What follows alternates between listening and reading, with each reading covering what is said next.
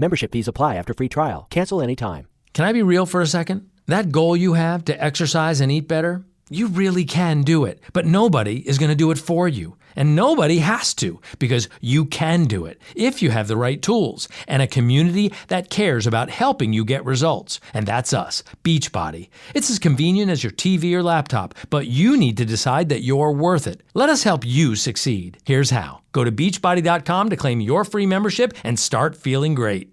At Kroger, we believe fresh means holding all our produce to a higher standard. To make sure a bad apple won't spoil the whole bunch, we do up to a 27-point inspection on our fruits and veggies. We check for things like sunburns and scarring, making sure you only get the crunchiest apples. In fact, only the best produce like juicy pears, zesty oranges, and crisp carrots reach our shelves. Because when it comes to fresh for everyone, we want our fruits and veggies to be the apple of your eye. Kroger, fresh for everyone. Welcome to Cryptids of the Corn. Each week, Justin and Jay take a look at a topic in the crypto and paranormal world. They focus on the Midwest and Appalachia of the U.S., but sometimes they venture out with everything from well-known monster sightings to one-off cryptids, live person interviews to actual fieldwork sneaking in some science lessons. There's sure to be something you'll enjoy. Please join us this episode of Cryptids of the Corn.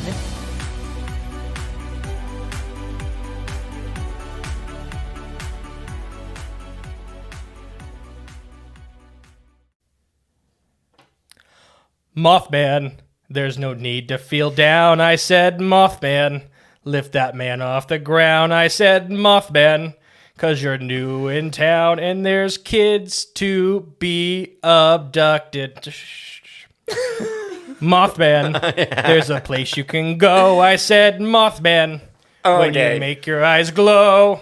All right, that's enough, Mothman. That is the song parody, Mothman, by Studio Bunny. Studio Bunny? Yeah, and I have the whole rest of the lyrics, and through these next episodes, they will come out periodically. Oh, boy. Are you excited for that? Maybe. Good. That was not a good All right, answer. if it's not evident, this is our season finale, episode 50, Yay. The Mothman. Wait, do the little cheering thing, like, yeah, whoa, yeah. Woo! Episode 50. Season finale. That's kind of further than I thought we'd get for a while. Yeah, I think so, too. But yeah, so before we get into it, we want to thank everybody for making this possible. We're constantly upgrading the studio, basically, because you constantly are giving us positive feedback. So we're getting new things. All the time. All the time. This actually looks like a professional studio. It's coming together. Did you think, it's a moment for reflection before we get into this topic. Did you think when we started in that little tiny room with that $100 soundboard and mic, one individual mic, that we'd be here? I didn't think so, no. I wouldn't imagine that. We're on the edge.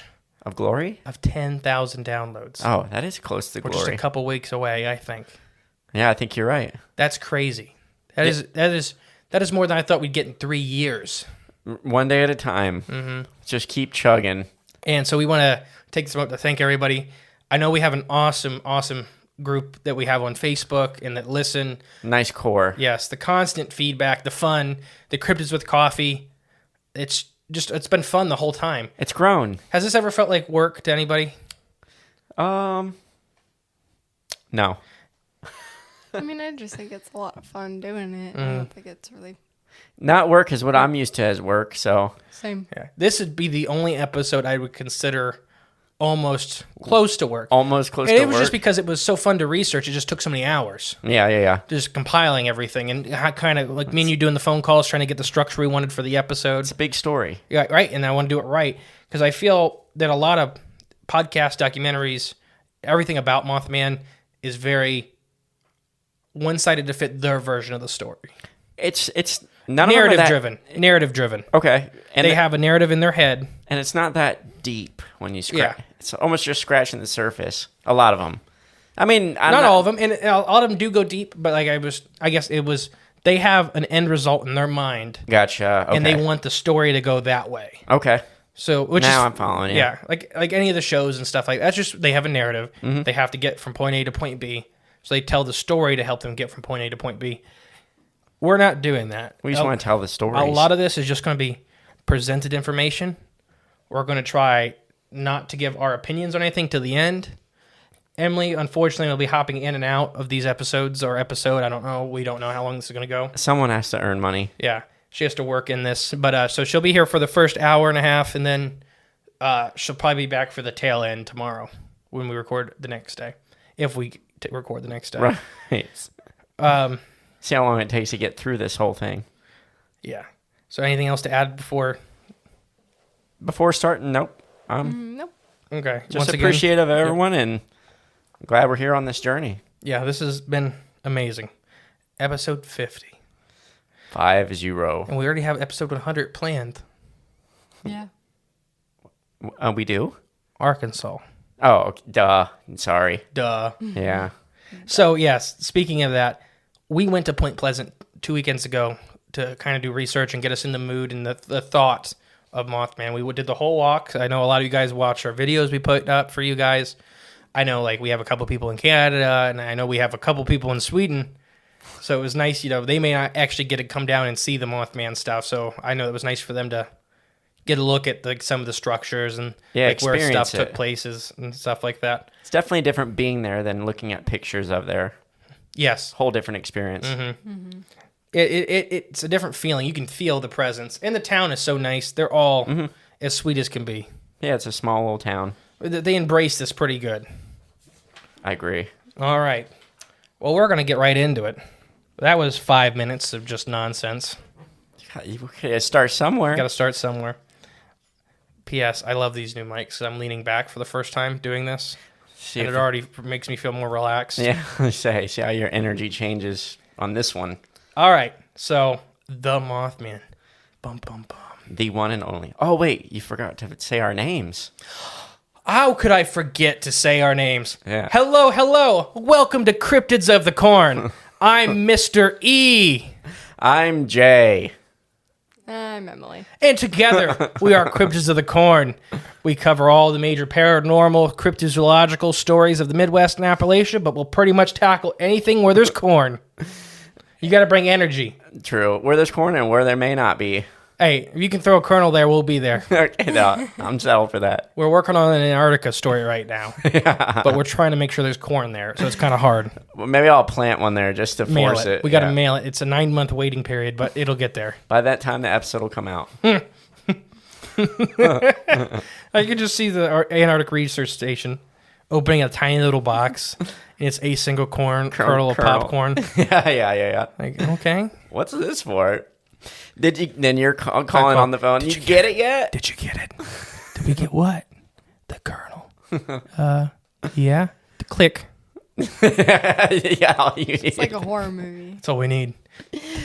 You'll be haunting that scientist the rest of his life. Like, what the hell's a kernel about? Do I plant it? Do I get rid of it? I should keep it. Definitely don't get rid of it. Oh yeah, exactly. That's how you make the cryptid of the corn mad. We have to make a corn cryptid. Anyways, so at first we're going to just cover a lot of really basic information about the area, because I feel like the area itself gets left out in a lot of these. Yeah. It's definitely small town Appalachia. It's a river city, a river town. Literally right on the river. Yep. And there's a lot on the Ohio River, both on the West Virginia, Kentucky, and Ohio side that are like this. They're very similar. Like Gallipolis is across the river. And that's going to come up several times during this. But it's a different culture. It's really the Ohio River Valley, specifically the Ohio River towns, have their own kind of separate culture from Appalachia and stuff. I love them. I worked a lot on the Ohio River on both sides of it, Kentucky, Ohio, and West Virginia side, and Pennsylvania. I was only there. That's the first time I ever been there, so I don't know like the culture I think that you're reaching at, but it's as opposed to Appalachia. I guess I don't know Appalachia culture. It's a separate culture from Appalachia for sure. Because it seemed like up here. I'll just put it that way. It's like a hybrid. Okay, gotcha. Yeah, because like when you go up to Pennsylvania, it has its own culture, but if you're on the Ohio River, it's just like Point Pleasant. Okay, understood. But if you go in 10 miles, it's a different place. Right. So it's a river culture. Yes, it's the Ohio River culture. Gotcha. Okay. And like we've already covered, there's a lot of cryptids. On the Ohio River. Yeah, with the Ohio River. A lot. And why is that? Bum, bum, bum. It's radioactive. We need to get one of those buttons that goes... Oh, that would be a good one. Like that? No. Close enough. Definitely a whole different vibe with that one. All right, let's get into it. Point Pleasant is a city in the county in Mason County, West Virginia, United States, at the confluence of the Ohio and the Kiowa River. The population is, in 2010, 4,350 at the census. It is the principal city of Point Pleasant, West Virginia. But yeah, that's pretty much it. Small little town. Yeah, it's pretty close to Ada size. It just is stretched out longer because it's along the river. Yeah. Geography. According to the United States Census Bureau, I know this is just, I'm getting the info The basics out, yeah. The city has a total area of 3.1 square miles, which is smaller than Ada, Ohio. Oh, okay. It's smaller in square miles, but same population. Where was I? Square miles. Oh, yeah. It's 1/4 water, though. Oh, Is because the city limits. oh, okay. 2 rivers and all the ponds. Yeah. So we got a lot of small town, big river. Well, I'm baiting in my head. Small town, big river. even Do you though I was want there. do you want the latitude and longitude? No. We'll Okay. save you the numbers and letters. Well, I have both latitude and longitude, then I have exact latitude and longitude. Okay, approximate and exact. I mean, sure, if you want to share that. I'm okay. Okay. It's Ohio River, southeast Ohio. Yeah. Ohio and West Virginia. And we're going to talk more about this guy, but it's home to Chief Cornstalk's state park. But his real name is To Ednway State Park. I'm going to say that's how it's pronounced. That was Cornstalk's real name? Yeah. Okay. It translates to cornstalk. Okay. It means the same thing in both languages. Okay, so understood. When I was doing the research, I didn't want to call him an insulting name. I was worried that cornstalk was something that was kind of placed on him as a maybe a derogative term or something like that. I wasn't sure. But as a research, no, it's a direct translation of his actual name. So it's nothing. It's what his name was Cornstalk. It was just the Native American version of Cornstalk. Gotcha. And where there's corn, there's Cryptids of the Corn. I know that's why he's very important. I think we need a portrait of Cornstalk for the wall somewhere. It'd be cool. Him and Tom Slick. Oh, that'd be sweet. Yeah. I wonder if they met. They could. They only one was born Yeah. like 100 years after the one died, but Yeah. Maybe 200 years. Maybe on some dimension they met. Sure they did. They're rocking it right now. There you go. But yeah, I'm not going to get into all the demographics and stuff like that. It's a predominantly white area right now. It used to have heavy Native American culture and stuff like that. And when we were there, I don't know if you guys can check out our Facebook live videos from when we were actually in the town. We had all like the videos of that whole mural along the bridge. Yeah, but we're going to bring back up the mural. Okay. And Worth checking out. yeah, and then another little side note is if you're a guy, Point Pleasant is a place to move. Why's that? The male to female population is great Oh, if okay. you're single. Okay, single male. Yeah. Point Pleasant. On average, for every 100 females, there's 83 males. But for every 100 females over the age of 18, there are 75 males over the age of 18. Jeez, okay, that is a big... It's a pretty good difference. Yeah. If you're a guy, not if you're a lady. If you're a lady, you pretty much pick whoever you can get. Slim pickings. So yeah, the history. This is going to be a big history lesson for everybody. So just hang on for a little bit. That's what's fun, though. Yeah, because that's kind of what the murals are going into, and that's a really important part about Point Pleasant. This is something that gets skipped over a lot. Point Pleasant is a site of tons of American history. Our whole modern culture is actually shaped out of Point Pleasant, West Virginia. Oh, really? I mean, the biggest war we've ever had on U.S. soil started in Point Pleasant. That's where it started? Didn't know that. The first battle is attributed. There's 2 other places that kind of argue. It's like the first in flight thing. You're right. But yes, there's enough evidence to say yes. It was one of them, let's Yes, say. it is. Enough historians believe that this is the birthplace of the Civil War, and it is for 100% the Dunmore's War, which we'll get into. Yep. I remember that statue. Yeah, they did not do him justice. No, The painting looked a lot different than the statue. for sure. Oh gosh. So the Shawnee Village. So this is the history of Point Pleasant. It was a Shawnee village known as Upper Shawneetown. Was established in this area well before 1749, which Shawnees called Chinnadostia. Okay. I think it's Chinnadostia. Or Chinnadostia. Oh, I like that one better. Yeah. You look at that word. Emily's trying to grab the paper out of my hand. Yeah, you don't got one for that, do you? Yeah, she didn't even attempt it. She didn't even attempt. Let's just go with... It's got 15 C's and 5 H's. Let's just go with Chinnadostia. Chinnadostia. I don't know. It looks like a German thing, though. It's Shawnee. One and the same, But right? I mean, Yeah, like, the Germans and the Shawnee. Same group of you know people. what I mean? One's very... Yeah. They're the same Oh, people. gosh, that's funny. Listen, I'm only running on like 3 hours. All right. You're on fumes. So the Celaron expedition is what we're going to go with this guy's name. Okay. Celaron? Calron? Sure. What would you call him? Elron? It's the E with the little line above it. Oh, okay. Hold on. Let me take a look. Okay. Oh, gosh. I like what you said first. Let's go with that. Celaron? Celaron? Yeah. Celaron. Celaron expedition, which took place in 1749. So in the second half of 1749, a French explorer, Pierre Joseph Celaron de Belmevue, he died in 59, claimed French sovereignty over the Ohio Valley, bearing a land plaque at the meeting of the point of the Ohio River and the Kenowa River. So basically Point Pleasant, West Virginia. Okay. He buried a plaque there to prove. The plaque says as following. I can't read French, so I'm not going to read it. Ooh, I can. Can you really? Yeah, I can. Okay, where am I? I just copied it.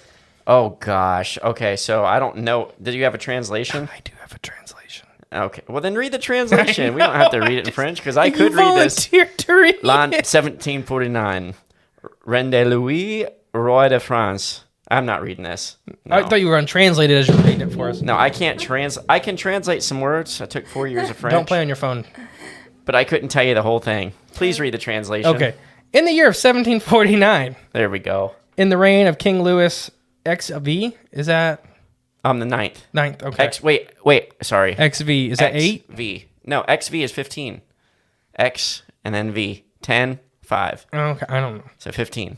So King Louis the 15th. Of France. Clelmore, commander. Basically, I'm not going to read this word for word because it's just proclaiming during their journey as they claim this area for the French. Okay. Makes sense. It's just a very A proclamation. It's a very formal proclamation and a land barrel. We talked about that with our Portsmouth episode, which is pretty close to the same time. It's like 6 years after this. They from the river they claim it with monoliths. We called them monolith. It's just it's a shell cement, and it's like in the shape of the Washington Monument, which we'll get to later because there's a couple here in Point Pleasant. Obelisks. Obelisk. Yeah. Well, same difference. Monolith, obelisk. Basilisk, you know. Yeah. Basilisk, yeah, the big snake. So this expedition can nevertheless be seen as more of a positive in terms of the geographical project, since the Claymore expedition was the starting point for the first map of the Ohio Valley. So basically, this was their first point into the Ohio Valley. The map was the work of Joseph Perry de Bunecamp. Yeah. Pierre. Bunecamp? Yeah. What did I say? Pierre? Oh, Pierre, yeah. So in 1707, Colonel George Washington visited the confluence that would become Point Pleasant. He proceeded 14 miles up the Great Kiowa River and later reported this county abundant in buffalo and wild game of all kinds, as also all kinds of wild fowl, and their beginning of the bottom of great many small grassy ponds and lakes which were full of swans, geese, and ducks of different kind. Very different now. I was just going to say, it does not sound like what we saw at all. Now we've got swamps full of water that you advise us not to pregnant touch. women die. Yeah, exactly. Yeah, I was very adamant of not touching that water, Right. which we'll get to later. I have stuff about the ponds. And he's usually wanting to get in the water. Right, exactly. To go see what fish are there. Yeah, those fish have 5 eyes. So the Battle of Point Pleasant. I'm just like, stop playing with it. I'm trying to tighten it. The Battle of Point Pleasant took place October 10th, 1774. Fought on the fortune side of the town, or the future side of the town.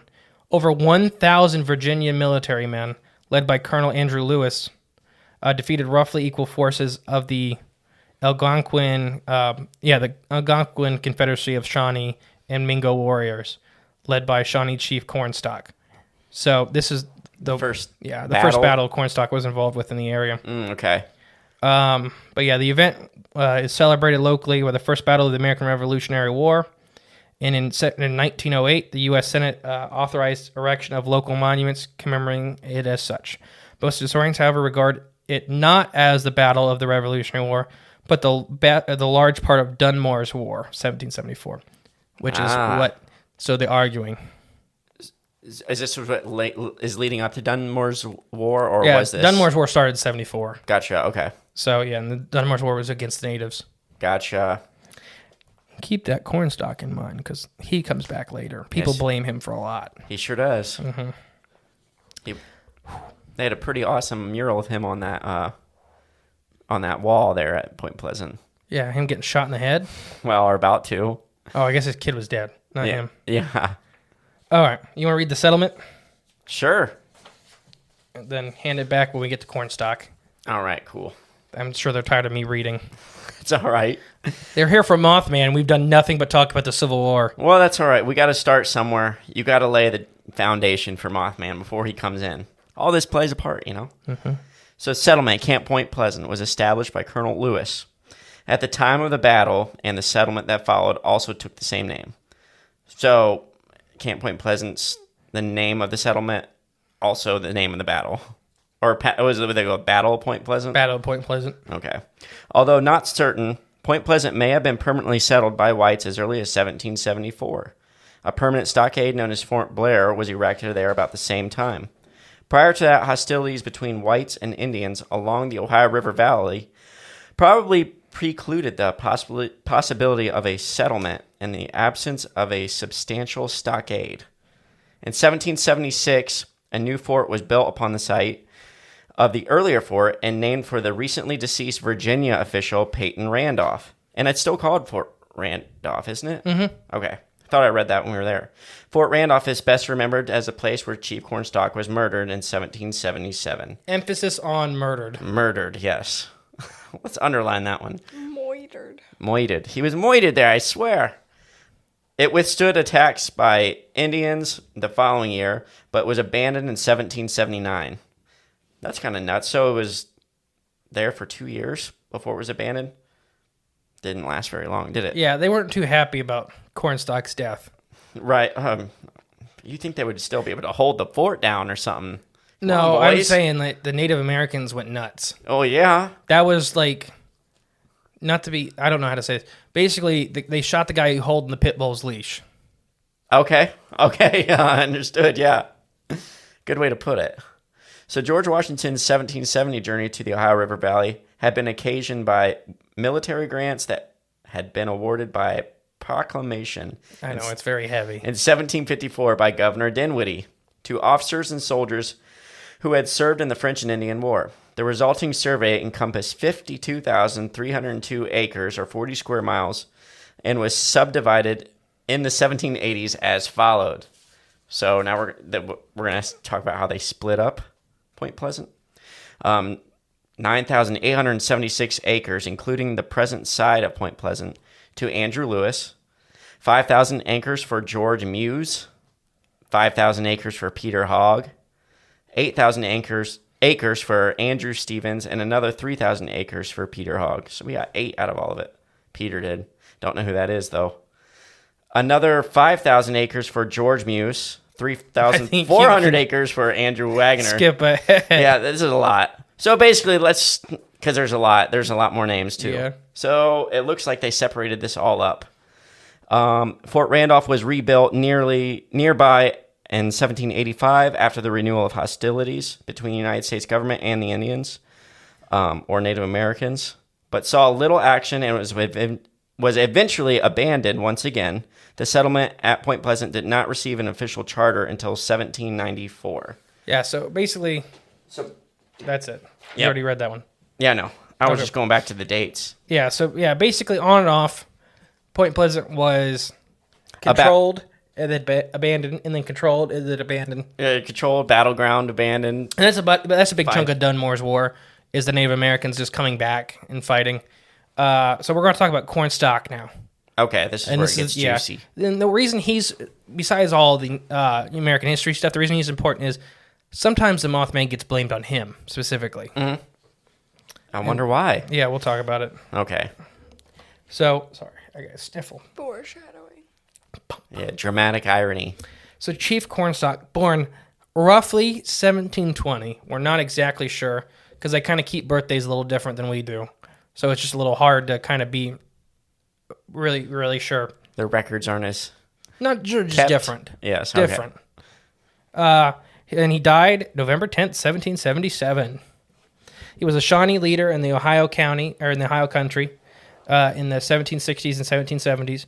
His name, Shawnee language, is... So he's got several different names. I'm going to try to pronounce them all, so everybody forgive me. Hoksoliqua. Okay. That kind of sounds right. That's a pretty good attempt at it. Little is known about his early life. He may have been born in the province of Pennsylvania he may have been born in Providence, Pennsylvania, period. In 1767, he reportedly led a raid against the British-American colonists in Pontiac's War. His first appearance in historical documentation is in 1764, when he was one of the hostages surrendered to the British as part of the peace negotiations at the ending of Pontiac's War. Okay. When the British-American colonies began expanding into the Ohio country, Cornstalk played a major part in the defense of the Shawnee homeland. He was a primary Shawnee war chief in Lord Dunmore's War in 1774, leading Shawnees and other Native American warriors against the colonists in the Battle of Point Pleasant. So he was the guy against them. After suffering defeat in the battle, he became an advocate of Shawnee neutrality in the American Revolutionary War, which began in 1775. Many Shawnee fought against the Americans, hoping to regain their lost lands. But Cornstalk was among those who feared that fighting the Americans would provide disastrous and destructive for the Shawnee people. Mm-hmm. He was right. Yes. But either way, it wasn't going good. Mm-hmm. Turns out you could have gone down fighting or swinging or just gone down peacefully. Yeah, we'll see how neutrality leads him in a second. In 1777, Cornstalk made a diplomatic visit to Fort Randolph in Virginia, which is now West Virginia. At that point, it was all Virginia, the Virginian territory, hoping to learn American intentions and kind of just broker peace. And at this point, basically, this doesn't talk about it, but a lot of the other tribes were going along with Cornstalk. They agreed that, hey, if Cornstalk can make peace, we'll follow whatever agreement. Yeah.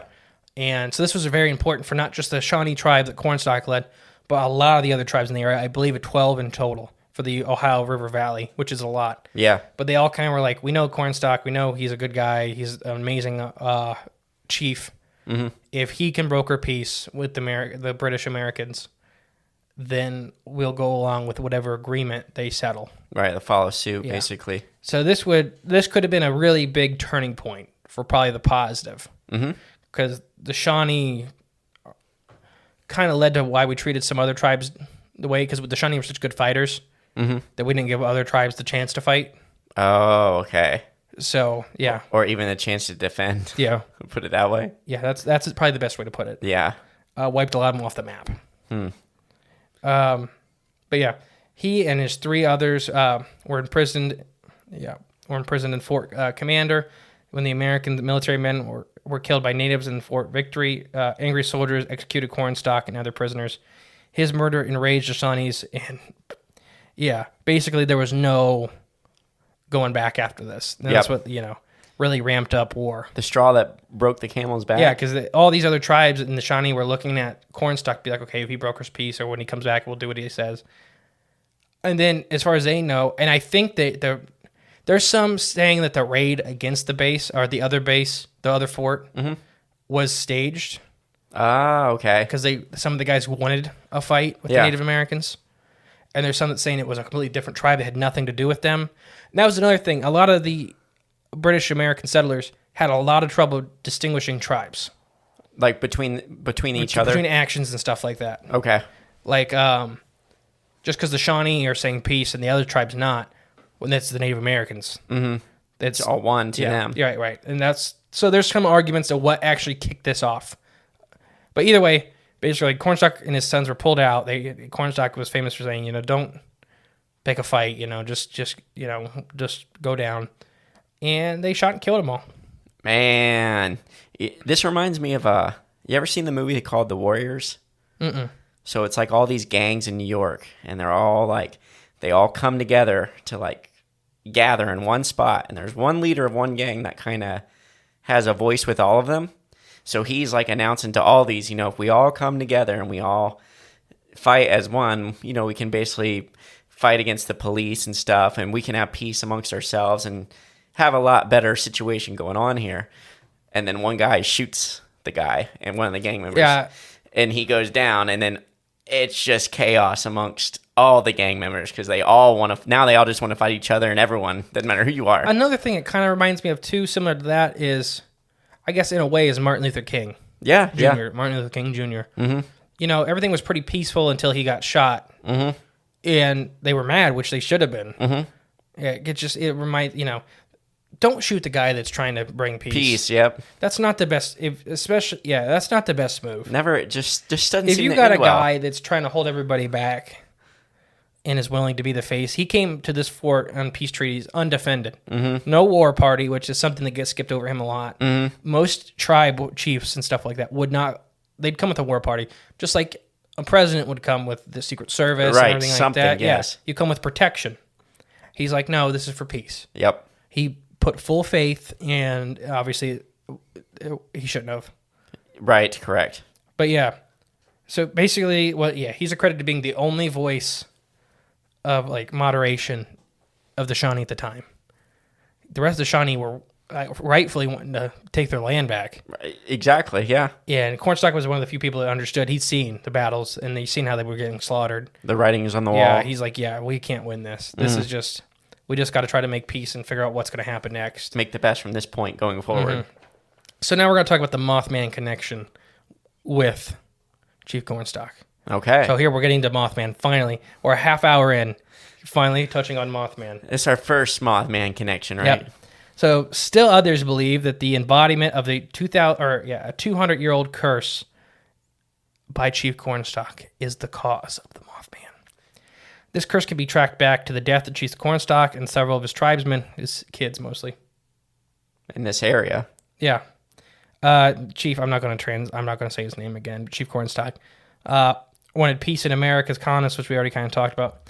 So like on the day he traveled to the fort, I'm trying to get to where the curse is because it's mostly just rehashing what we already covered. Right. So here's what some people claim that Cornstalk spoke before he died. Others claim the peace talk, brother, my sons put down, don't fight, blah, blah, blah. Others say, here's what a translation of what he said. I was the border man friend. Many times I have saved him and his people from harm. I never warred with you, but only the protector, our wingman, and the lands. I refuse to join your pale-faced enemies with the red coats. I came to the fort as your friend, and you murdered me. You have murdered by my side my young sons. For this, may the curse of the Great Spirit rest upon this land. May it be blightful by nature. May it even be blightful in its hopes. May its strength of our people be paralyzed by the stain of our blood. Dang, that's pretty deep. Mm-hmm. So that's kind of and then, that's pretty much like, did that happen though? Well, that's the argument. Is if he really said that, that's scary. Did he say? What did he say about? Did he say winged something? What did he say? It's wing band, wing wham. Oh, never mind. I think it's a Native American word. It's a spirit. Gotcha. Okay. I looked it up. I couldn't really figure out what it was. Okay. It's a Shawnee thing. I don't know. Interesting. It's just like one of their spirits, but there's no depiction. Right. It don't look like somebody drew a Mothman. Right. Yeah, that would be Simple enough right there. Right there. Yeah, it's got big red eyes and these huge black wings. You okay, Em? Yeah. She's just tired. But yeah, so what do you guys think about the curse? Well, What do you think about Chief Cornstalk first? Let's do that. This is our first break. I think he was a man in good faith, coming to bring peace, which is a positive thing. And then when that is turned on its head, basically, and he got pile drivered into the ground, just so to speak, that can cause a lot of trauma or a lot of negativity to be sprouted in that area. Mm-hmm. So to say it leads to a Mothman, sure, maybe. But to say it's definitely led to negative energy in that area now, absolutely, yeah, for sure. But yeah, we'll talk about, is that a side effect or is that the cause? Right, We'll yeah. talk about that later. We have a whole section on that. What do you think, Em, about Cornstalk in particular? I think that he tried, and then they just weren't doing it. Weren't having it. Fair point. It's tragic. Point, counterpoint. So, Yeah. Wood was not having So it. I do kind of see it with the curse thing, kind of like. So do you believe he actually cursed these people? I think so. You believe in the curse? Kinda That he, I mean, I could get why he would. Kind of like what was that one we went over? The Leeds family. Yes, the Leeds Devil, the Jersey Devil. Yeah, kind of like that. Well, what do you think about the curse, Jay? Well, at the same time, though, Mothman never, I would say, hurt anybody. Oh, you're spoiling stuff. In my mind, I don't know. You sure he never hurt anybody? Well, I don't think so. Are you sure? Yeah, pretty sure.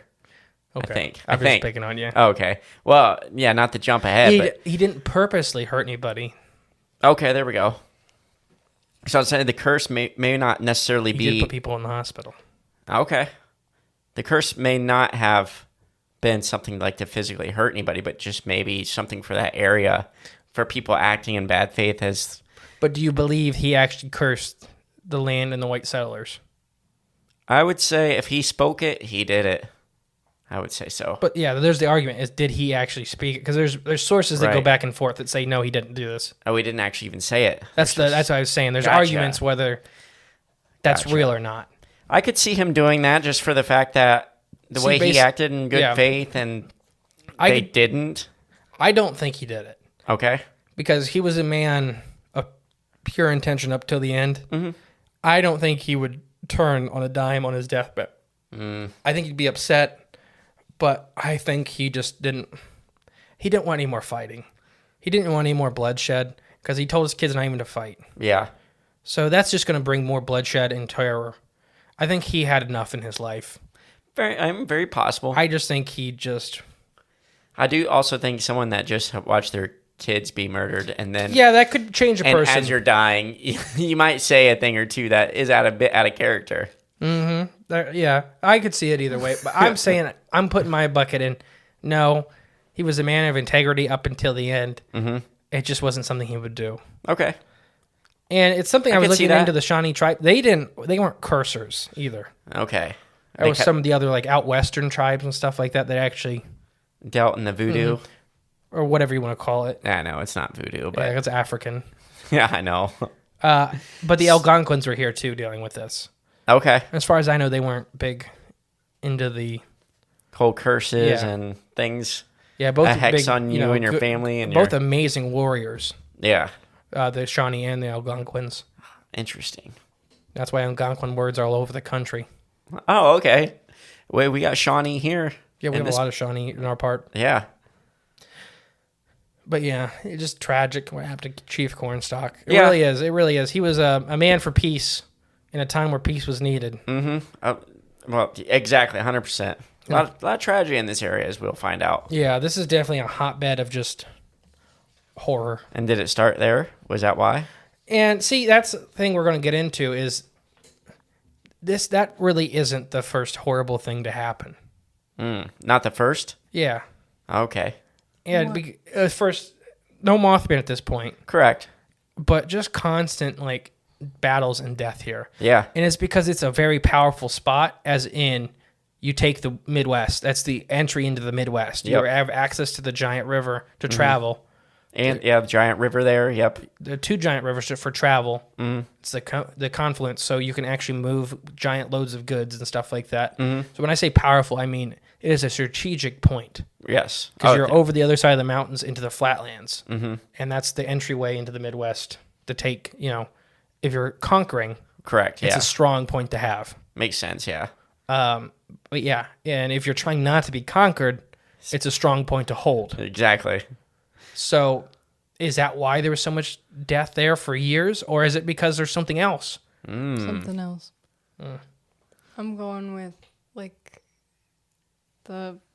what's that thing called where it's like the port thing?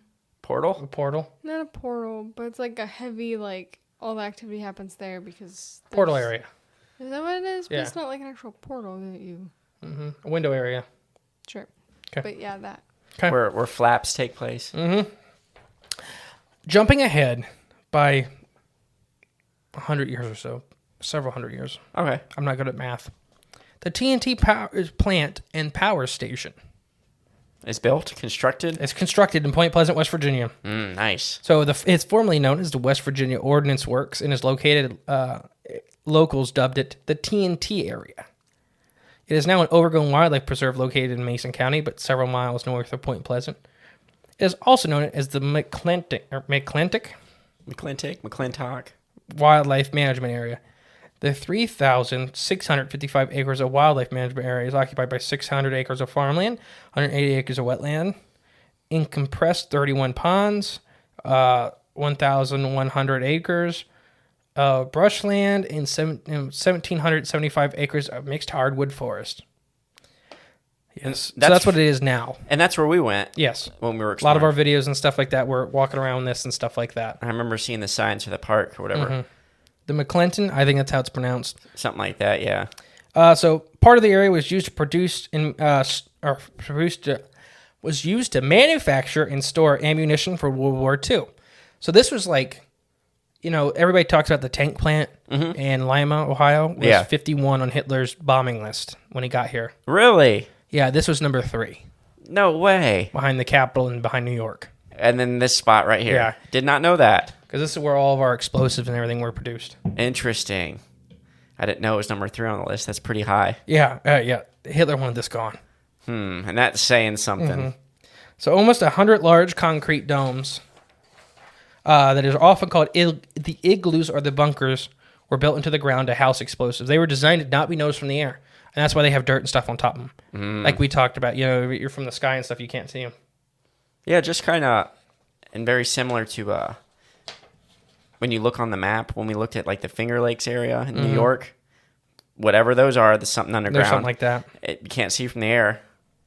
Interesting. Those domes were awesome. Those little igloo domes. You get inside of it, and your voice just resonates. What did you think, Em? Of the igloo domes. I liked them.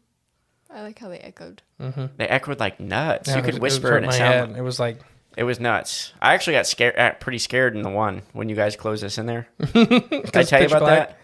It wasn't pitch Because black. Nick's standing in the dark. Well, there was that one light in the middle, but when you closed the doors, all you could see was that one little light, and you couldn't see anything outside of it. Out, yeah. And then he come running from the door into that light, scared the crap out of me. But then his footsteps running. It sounded like 8 people were running around me. I knew it was just us, but it still scared me.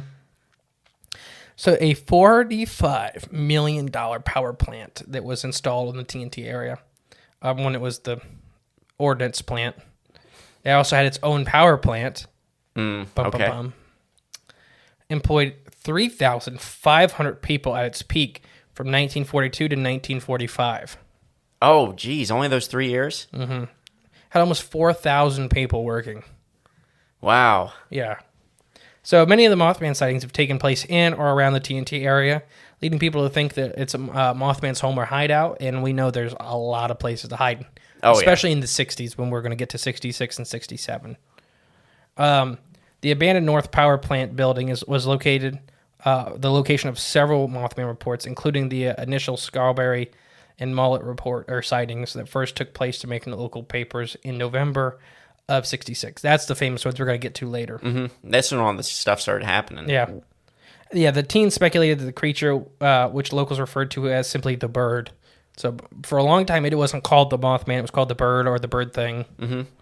Lived in the North Power Plant, which has now been just fully torn apart. Okay. It used to be a giant building.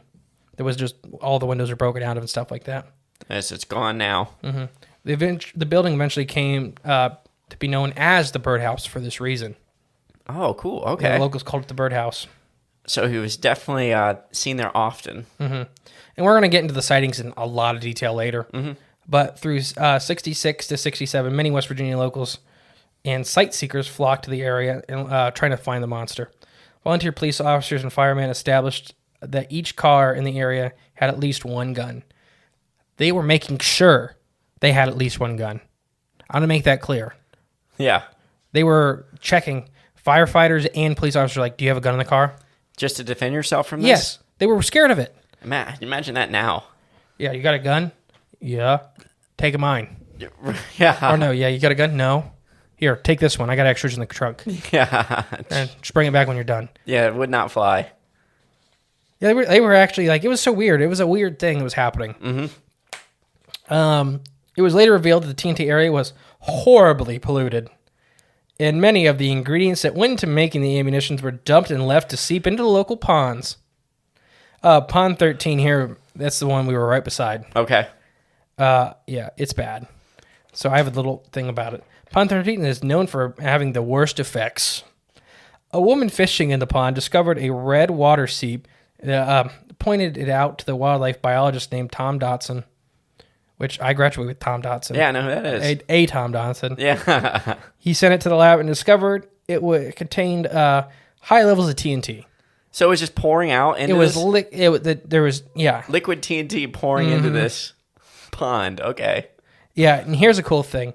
In the 1970s, not really cool. In the 1970s, scientists declared the area an environmental disaster and became one of the top EPA Superfund cleanup sites. So a Superfund EPA site. Our good friend, Frank Wittell, up in Alaska, his wife worked for the EPA, and she did some Superfund sites.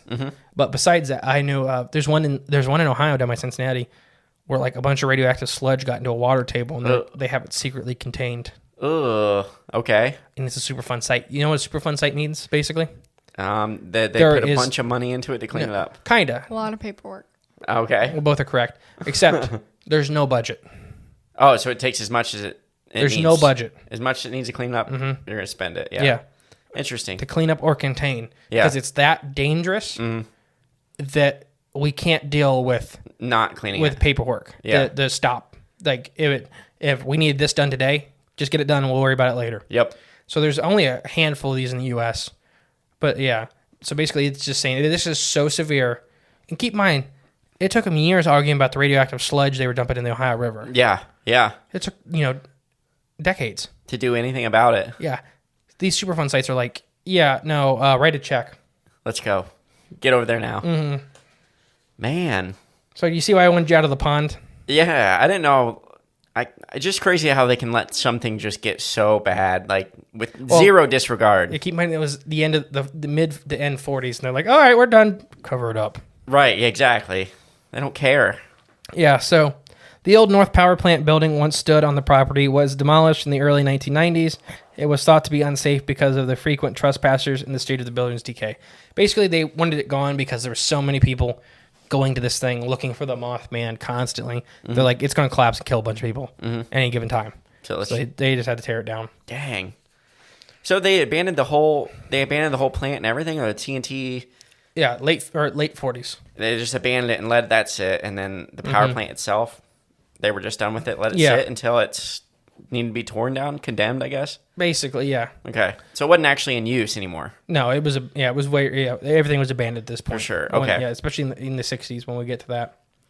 The Division of Natural Resources leased out several dozen of the concrete TNT bunkers in the McLean Wildlife Management Area to businesses looking for unique storage.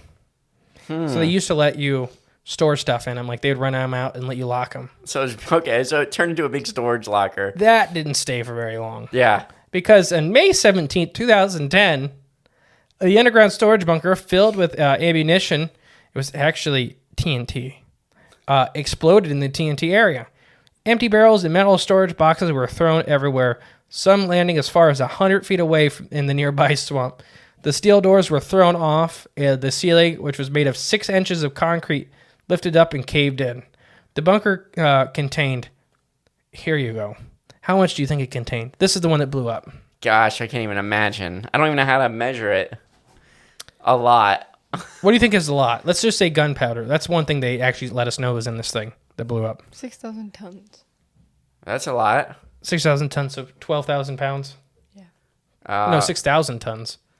Because 1 ton is 2,000. So what is 6,000 tons? Shoot, I don't know. 120,000 1,000 pounds? Is something that like right? that? I don't know.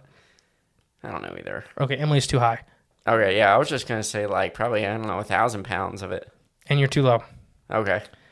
15 to 20,000 pounds of military-issued gunpowder. Yeah, and then other stuff. They don't talk about the other stuff. Yeah. Quote, unquote, other stuff. Mm-hmm. The West Virginia State Police and the federal authorities temporarily shut down the area later that year. They performed a full sweep of the property looking for illegal and potentially dangerous explosives before reporting or reopening the area. The Mothman Festival still gives tours of the TNT area each year. Which we almost infiltrated. Yeah, we were following one around until I got a migraine. But yeah, surprise. Yeah, it just. What if someone just dropped explosives down in one of those holes and blew one of them up, just to do it?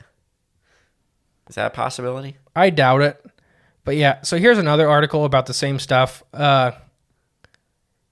Was it possibly? They said basically the actual article never mentions what material it was, but it says 20,000 pounds of unstable material.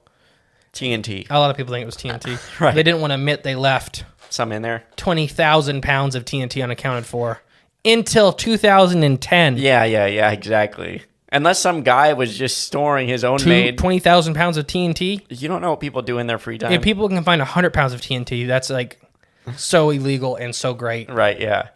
Maybe it was just a big thing of tannerite. Yeah. Or not. Or not. Or just straight TNT. All right. So here's our first. Before we get into the main story, which is going to be a lot, we're going to talk about just kind of the general possibility of an underground base being under the TNT plant during the 40s. So why would there be an underground base? Emily, got any thoughts? Safety. What do you mean? Explain that more. I'm not saying you're wrong. I just want to hear more. Because then they're like not having to worry about that above ground. Yeah, because they know it's secured. Yeah. Okay. So it's safer underground. That's one of my lists that I had already defended, because on top of it would be, like you were saying, a TNT ordnance plant for World War II that is heavily guarded. Mm-hmm.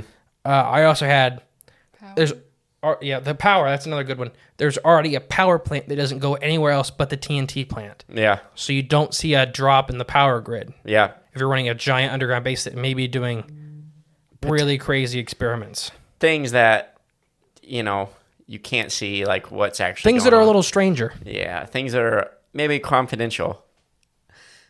Did you get that joke? Yes. The delayed reaction. Things that are a little stranger. I mean, I've heard of.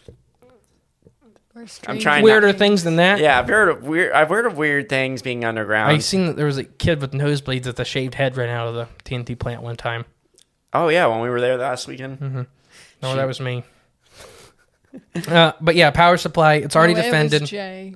Yeah, the shaved head. There's already a super large military presence there, so nobody would think anything twice of seeing all the military vehicles going out of there constantly. Right, because you've already got a foothold there. A huge water supply. Which for stuff we're going to talk about way later on in these episodes. I thought the water was bad. No, the river, not the ponds. But good point. Yes, the ponds are bad. River's good, or better. Moving water. Mm-hmm. And then kind of a general hiding in plain sight kind of deal. That was going to be my thing. Is you're hiding. You're there, but as long as you're underground. See, it's already a military base. Mm-hmm. It's already a factory. Nobody's looking at this for anything special, because you know what's produced there. Mm-hmm. You don't go on it because there's explosives stored everywhere. Right, yeah. You know what's done there. Who would or want to do even you? sneak in there? No one would want to sneak in there. I wouldn't want to do the step on the wrong thing and get blown up. You know, you never know. So we're 55 minutes in, and we just started talking about Mothman. So this is going to be our first break. Yeah. So we'll be right back, guys. Emily will probably not be here for the rest of this, right? No, probably not. Okay. But yes, so thank you. I know the front half of this the front part of this is pretty heavy-ended with just facts of the area. History, yeah. But it's very important for later. Oh, yeah. And that's what we're doing. Right now we're setting the stage. But an hour of setting the stage. And then we're getting into stories. And it gets weird. It gets weird fast. All right, guys. We'll be right back.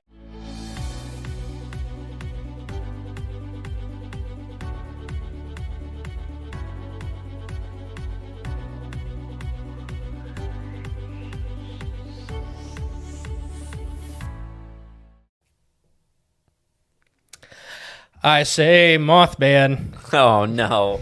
No. There was another verse of that. Welcome back to Cryptids of the Corn. I'm the Mr. E. And I'm Jay. And I'm season 1 Jay. Season 1 Jay. And I'm Mr. E, your professor in the strange and unusual and fish.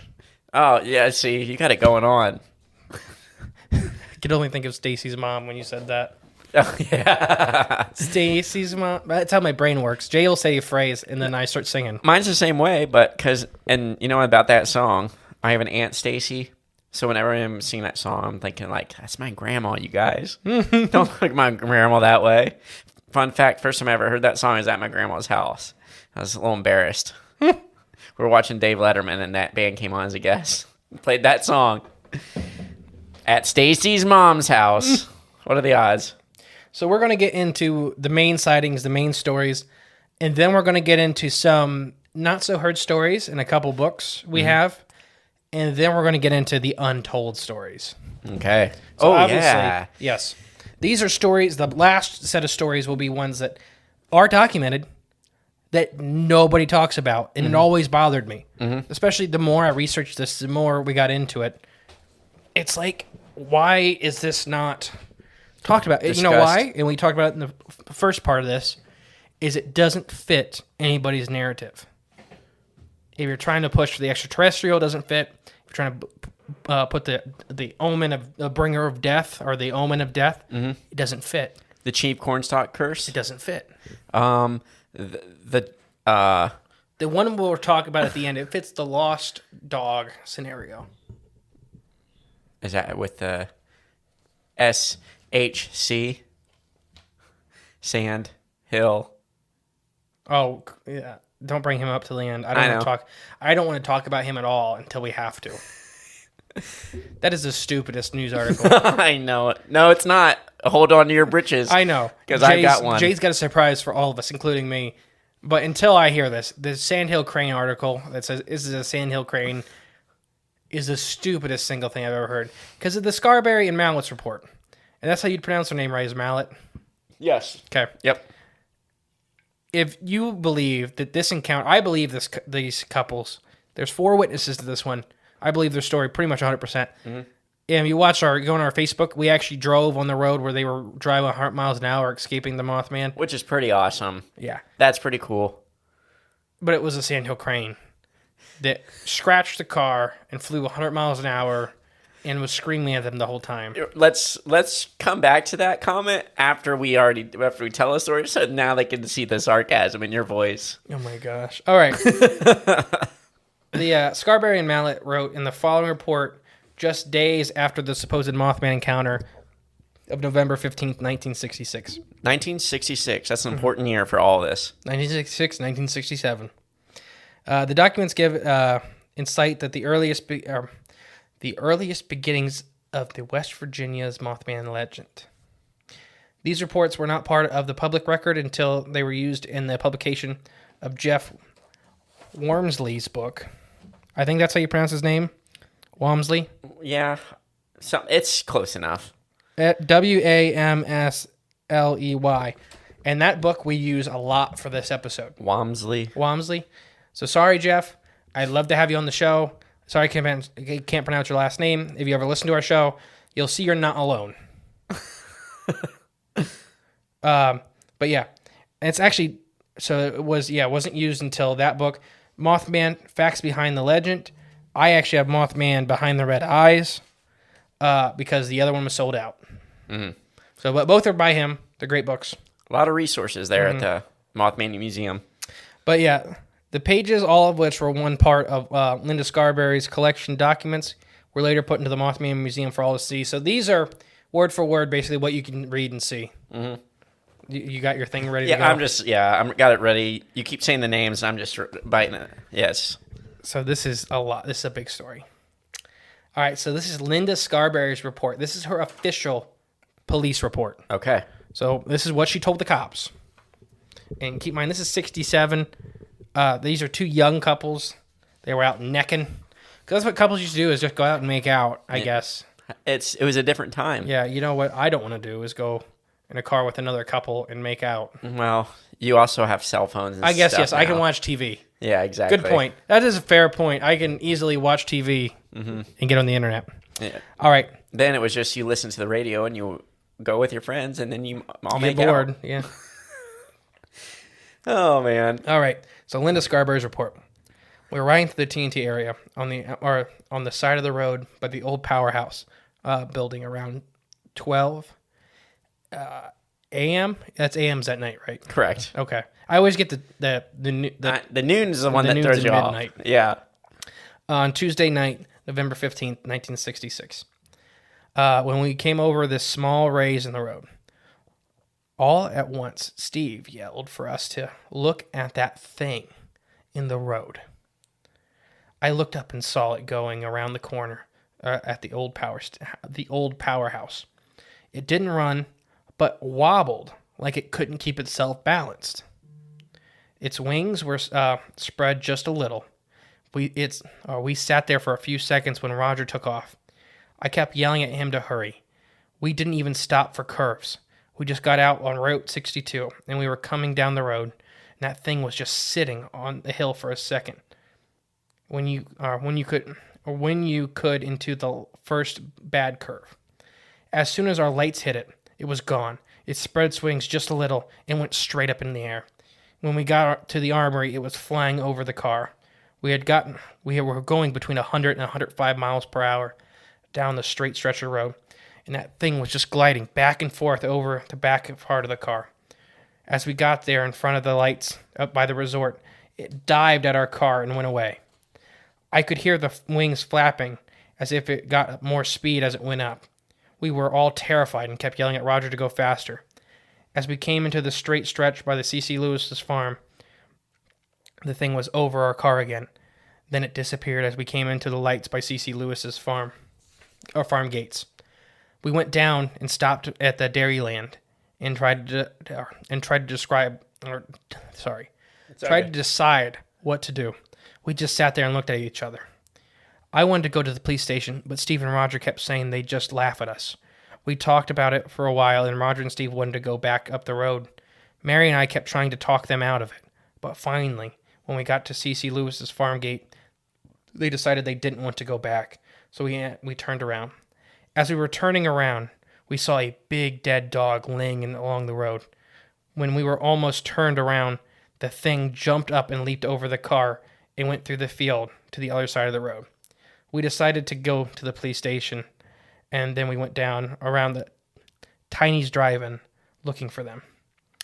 Gary was outside the drive-in getting ready to take a couple of boys home, so we told him about seeing the thing and asked him to call the police.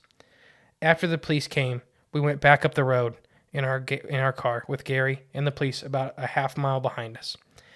I saw it then in the pasture field with its wings out just a little bit walking towards the car. Then it went up in the air and came at the car. As Gary's car lights came over it and rose into the road, the lights shined on it and it disappeared. It went up and down the road looking for it, but didn't see it anymore. We went back down to the drive-in and got Gary's car and went back up. We finally found Millard Hasteds and got him and went into the powerhouse building. We sat there with our lights out for about 15 to 20 minutes when we heard a squawking sound almost like a mouse, but a lot stronger. Hmm. And that comes back into play later. A shadow went across the building, over the hill, just across from us. Mary and I sat and saw the red eyes. When we told Millard, he shined his lights right on them without being told where they were. He saw dust coming from the ground, and somewhere, as Millard moved the spotlight around, we finally left and came to the trailer. The Mallettes were afraid, the Mallettes were afraid to go to their apartment, so we decided to stay together, but didn't want to go to bed. So basically, they're just truly terrified. So they went back with police and this guy named Gary from the drive-in, and seen it constantly. Yeah. So it was super active. And it was just that one night, right? Yeah, we'll keep getting into it, and then I have the other side of the report too. Okay. But so continuing, it's a lot of reading. Yeah. So I'm trying to, let me just recap to catch up where we are. So far, they were out necking. Mm-hmm. They seen the thing, they were rounding a curve, so they weren't actually started necking yet. They rounded the curve and seen this thing standing in the road kind of wobbling. It looked like it couldn't really stand upright on the ground. Yeah. Which we see with, not to be too forward, owls. Okay. That's one that kind of walks a little funny when they're on the ground because they're not designed for it. Mm-hmm. A lot of other flying animals, though, have this kind of weird wobble. Yeah. Because they're just like not... penguins. Yeah, they're more designed to be on the ground, but still, they're a bird. Yeah. They have that wobble. There's a lot of other... Yeah, there's just a lot of high-flying birds, like condors look very ungainly on the ground. They almost hop. Oh, okay. Because, even like vultures. Yeah, and vultures stuff hop weird. and stuff like that because they're not really designed to be on the ground. Mm-hmm. So... And then you got... They're sort of driving away from this thing. It's swooping, but it's avoiding the light. So that's what... I may not have read that correctly, but yes, basically what's happening is as they're driving down the road going 100 miles an hour, it's just on top of the car until they go into the light, and then it goes back up. And then when they get back out of the light, it dives back down. Interesting. So it never stopped following them. Right. It just was avoiding the light. Right, when they pulled into Gary's drive-in, it's all lit up.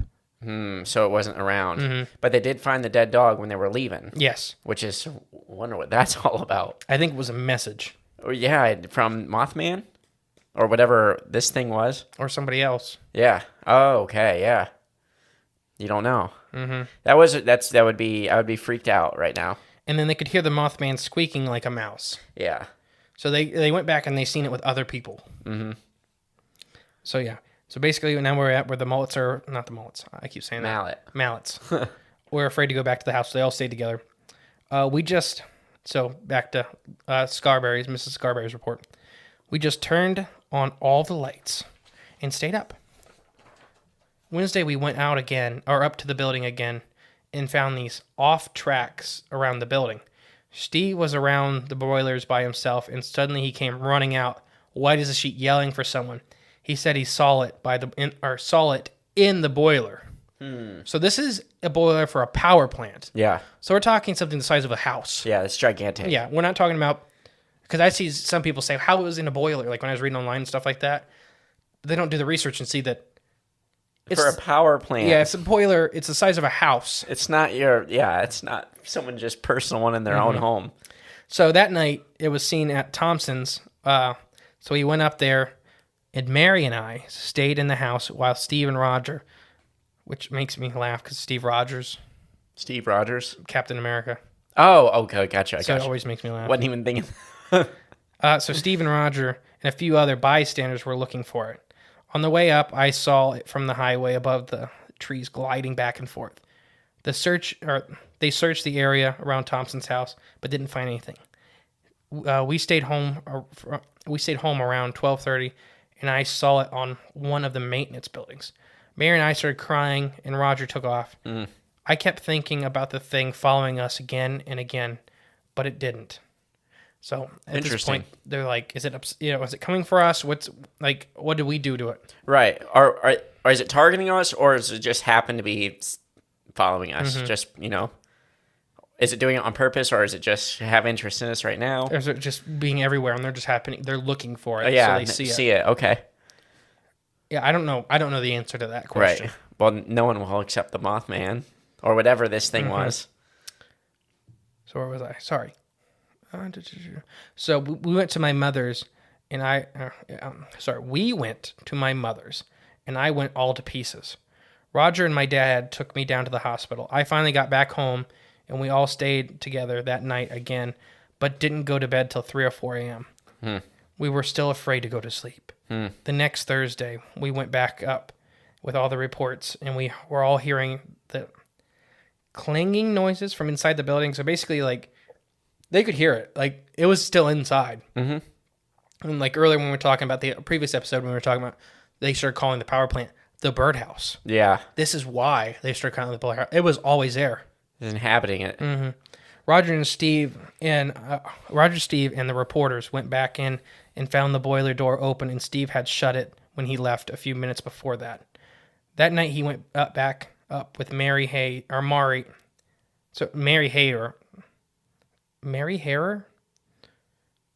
Yes, Mary Hare. Okay. Sorry. Weird name.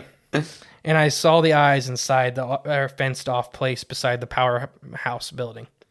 So Linda's still seeing the eyes constantly.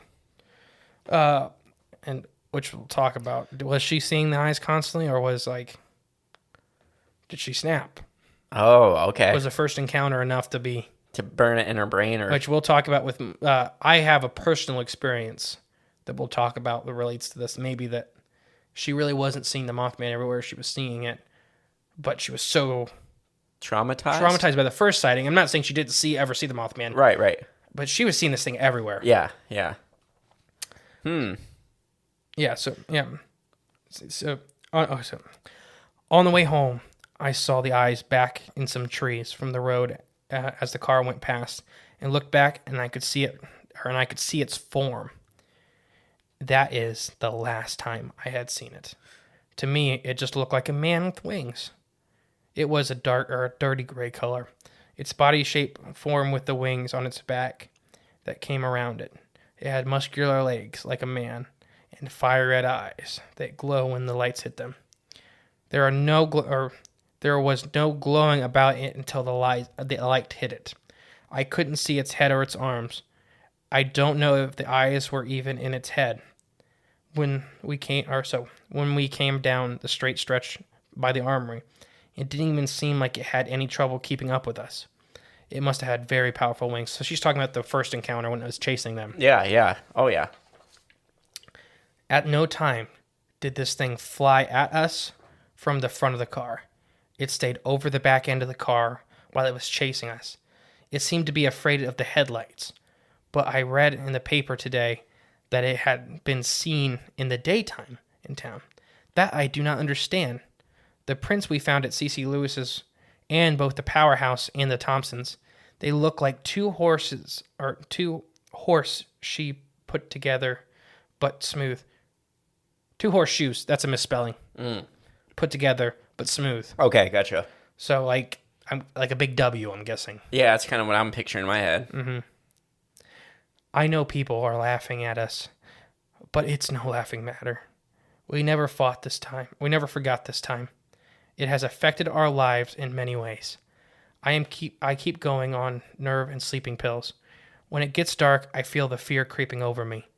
When I go any place, I automatically look out the window. I am afraid to sleep at night, so I lay awake sometimes crying with fear. When do I sleep or when do I go to bed? The lights burn all night. Even in the daylight, I'm afraid to do anything by myself. I walk around in my own house expecting to see the thing. I close my eyes day or night, and I can see those red, fiery eyes staring at me. Every little noise scares me to death. I can stand in a crowd and hear people talking about us and laughing.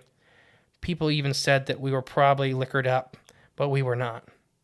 There they go up there, expecting to see it, but then they say they don't believe us. We have seen it. We know what to look for. We are constantly looking, not because we want to see it, but because we're afraid we'll see it again. Out of all the phone calls we've gotten, not one minister has called us to help us and try to explain what we had happen. We all agreed that we'd talk to a minister about it, but no one takes us seriously. One minister even laughed at us and said we'd finally ran into the devil out of the church, and that's what we saw. We've been harassed, laughed at, and called crazy. We just can't keep going on and hand it to people on the silver platter like they seem to want us to do. we are never really going to get over the fear until we find out for sure what this thing is. I know I'll never forget it. I don't think anyone can who has seen it. Well, luckily for her, there's been people to explain it away for her, so she can forget it. So, on her note, when I had, before we get into Mallettes, Mary Mallettes, when I had my shadow person experience, same thing. I was so scared. Every shadow, every little movement. It was that. It freaked me out. I couldn't sleep for months. Yeah. I still have troubles every once in a while. Yeah. Like I sleep. I'm an adult. I have guns. I sleep with a nightlight because I can't stand the pitch dark. Interesting. So I get that something like this would be so incredibly traumatizing. Yeah. And then have people laugh at you. You're the butt of the joke. But then, like, Makes they're it going even out worse. looking for it. Makes it even worse. There are people, like we talked earlier, I think the previous episode, the cops were making sure you had a gun to look for the thing. Right, yeah. Which is nuts. But people are calling these people crazy. Yeah, exactly. You're the one making sure we all have guns. Exactly. So which one is it? Come on now. Am I crazy or is... I don't know. I understand. It can drive anyone nuts. Yeah, I'm sure. I mean... Well, you're living in a world there where both sides contradict each other, yet they both exist at the same time. I feel so bad for these people. Very much so, yeah.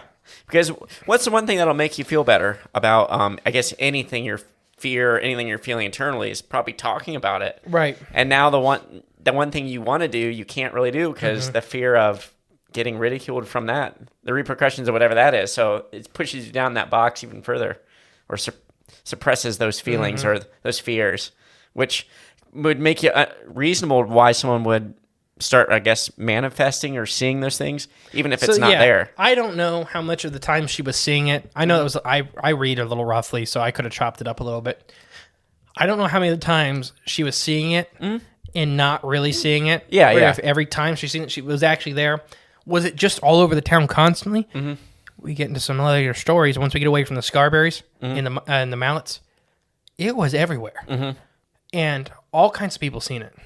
So I'm wondering if she probably, I would almost even could say that she did see it on every time she thought she did. I can believe it either way, But it's I can see her being pushed. That lingering fear Yes. is Constant. You don't see fear, but you feel fear, and you can make that up in your head as well, just as easily. This Jeff Wemsley did a great job.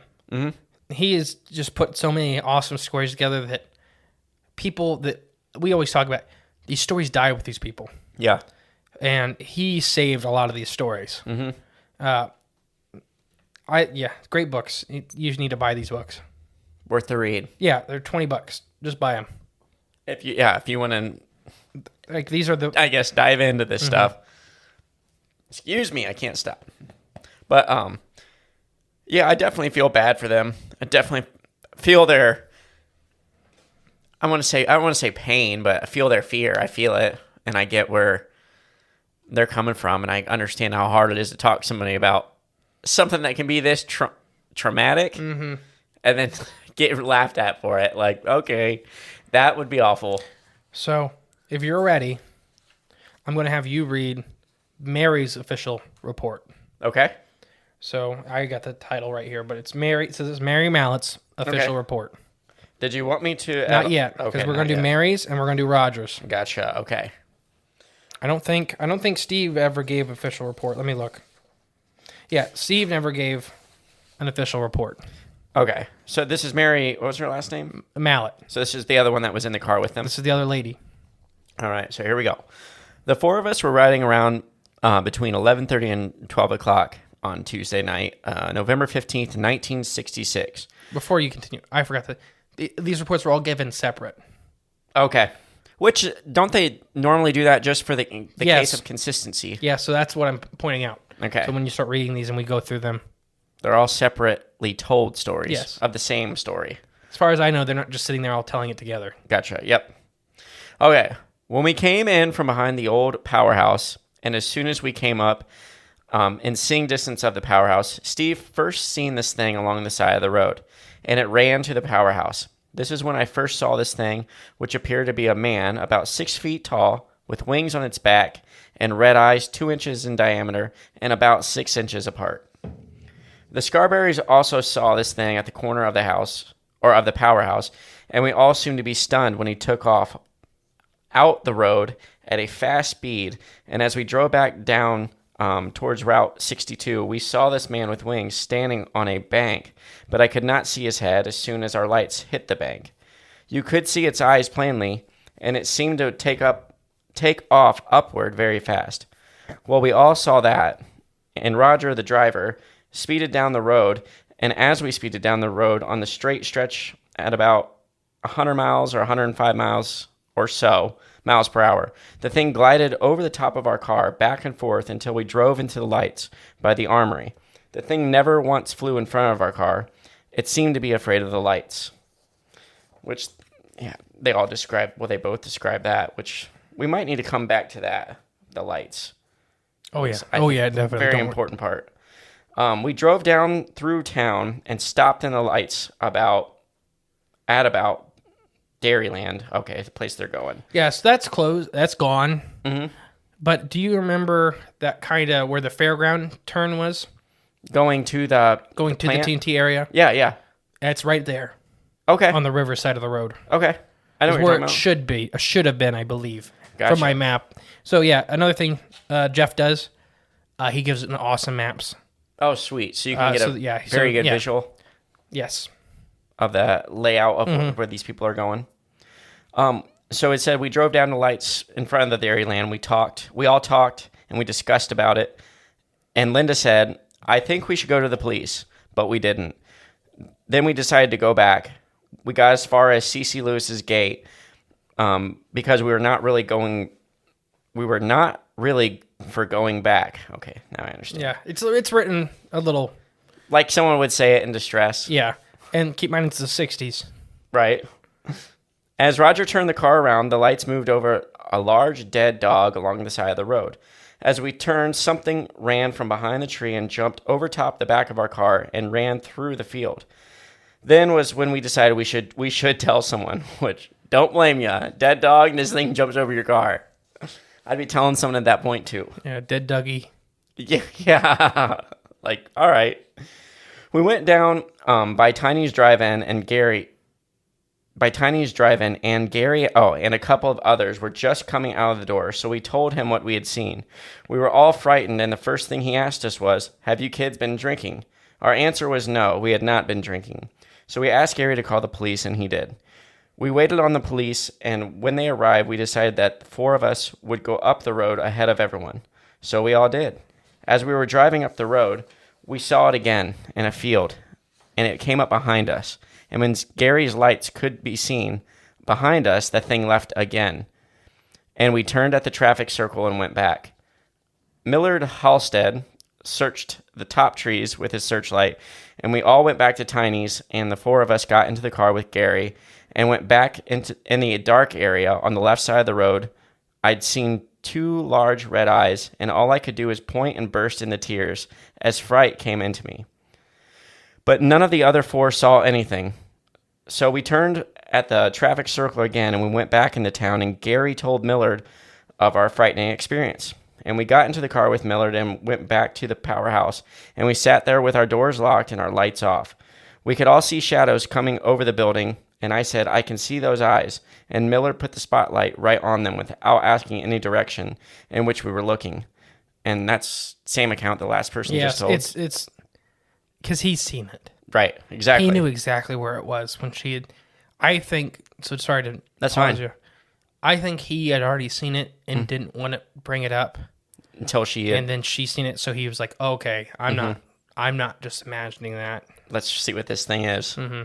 Millard turned the lights on, and we all seen something looking like dust or smoke. We seen that twice. Then we came back and got Roger's car, and we all went to the trailer. We decided to stay with them all night. We were all so frightened we locked the doors and turned on all the lights and stayed up all night. We went back to the old powerhouse on the next day this is written weird. We went back to the old powerhouse the next days. And them and us, I'm guessing, or them, it says, and went with us. So I'm guessing they all went together. Yes. The men took their guns and went through the old powerhouse. Roger was on top of the building and Steve was inside looking around, and Roger came down outside when he heard Steve yell, come back in here. So Roger came down before anyone else went into the place, and he said he opened one of the boiler doors and saw something move upward. Then he came and looked through the old building. We were all looking around the place and found some funny prints, like a double hoof print of a horse. Then we all returned home. We stayed together most of the time. About 9:30 that evening, we heard that it was seen at the Thomases, so we went directly up there, and the men took their guns that night. We saw tracks up there, and we went home about 12:30, and we all stayed together that night. Which, it sounds like they're all like in their own little militia going after this thing. Yeah, the town rallies pretty quick. And it's because not just the Scarberries and the Mallettes seen it. Mm-hmm. Gary's seen it. And then the, what was the other guy's name that shined the light on it? The one that what? The one that shined the light on it. Oh, Steve. Oh, wait, Roger came down. Way before. When they right here. It. Millard. Yep. Yeah, Millard. Millard Halstead. So it was not just these two couples that had seen it immediately. Mm-hmm. You know, within a very short time, 4 groups of people, basically, the 2 couples each are a group, and then these 2 guys had all seen it. It is cool how they all liked. Their first reaction was, "Let's get our guns together. The whole Let's town go find this thing." Yeah. There was a lot of people that were just looking for it now, and I think until it got really big in the papers, that the town was rallying around these 2 young couples, trying to find this thing that had bothered them so bad and help them out. Yeah, it really didn't seem like that. Normal townsfolk, these close groups, really did not disbelieve anything these people told them. Yeah, it's weird to see. It's pretty awesome. They were gonna. This is one of the things where it turned to a monster hunt very quick. Yeah, but people were seeing it. Mm-hmm. They were actually getting results, I guess. Yes, our season 2 finale will be the Boggy Creek. I'll ruin that right now. And that's a similar thing that happened. Mm-hmm. Is that the town gets in arms very quickly. We need more of that. Mm-hmm. We need more Mothman experiences to bring us all back together. Our rifles are too high powered now. They don't show themselves. Oh, shoot. Old shotgun blast I could handle. Yeah. Not a 308. Not anymore. Yeah, not anymore. 7 308s in a second. Yeah, I would be gone too. All right, so let's finish our report. We've got a couple more things here. The next day was Thursday. We went back with the TV reporters, and all the men looked into the building and came back to talk with us. When we heard a clang in the building and went back to investigate the noise, one of the doors of the boilers had been opened. That evening, we all went back. The reporters from the Messenger went up. While they were all looking at the building, Linda saw the eyes in a field, and Mr. Heyer also saw the eyes. On the way back home, right before we got to the Point Pleasant Resort, I saw it better than I'd ever seen before. I could see the complete outline of it and the eyes, but I could not any head. I could not see any of its head. So she saw the outline and the eyes, but couldn't see like the shape of its head. That time was the most frightening time I'd ever saw this thing. When you see something like this, you know you'll never forget it. At night, you wonder where this man-like creature is and if it will harm you. And is it all I seem to think about? Or it is all that I seem to think about. And whenever we go somewhere, I can feel someone laughing at me, that would be awful. And I can be in a crowd and hear people say, well, they were all liquored up. And God only knows we were not. But all I've heard and seen is news reporters and telephones. I do not think I would feel better if a minister would come up and talk to us and try to help us get over this fear. There has not been a minister to call us out of all our phone calls or even to try to get in touch with us. That's kind of sad. Yeah, religion is a big deal for these people, which I get. It's a big deal to me. But I think that's what they were really hurt about, because they both bring that up separately, is that their minister or the pastor, what we'd have up here. Yeah. Nobody of that caliber seemed to be interested in helping these people. Mm-hmm.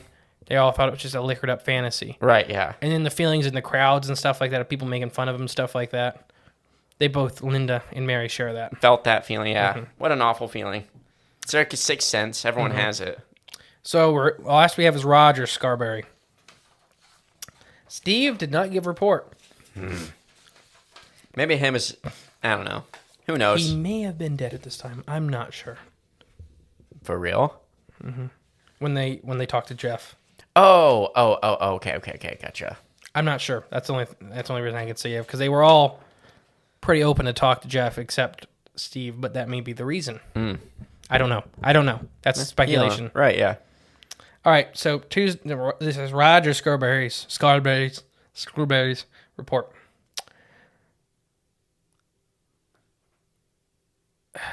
Just reading.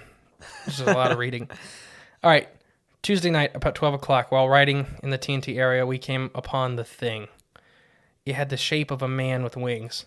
This thing stood about 6 foot tall, with its wings on its back. It was light gray in color, with red eyes about 2 inches in diameter, 6 to 8 inches apart. When we came up over the rise in the road in front of the powerhouse, Steve saw these large red eyes. He pointed out the eyes out to me, and when we all looked at it, it was going around the corner of this building. The thing runs awkwardly with its wings out to the sides. After we stopped and looked at each other, I took off out the road towards the highway. When we came into the traffic circle, we turned south on 62, and we saw it again. It was on the bank on the left side of the road. This is where you could see it the best, but the car lights shone on it. It moved its wings out to the sides and went straight up in the air. We didn't see it again until we were on the straight road in front of the experiment farm, where it came over the car. I sped up to 100 miles per hour, and it glided over the top of the car till we came to a curve at the armory.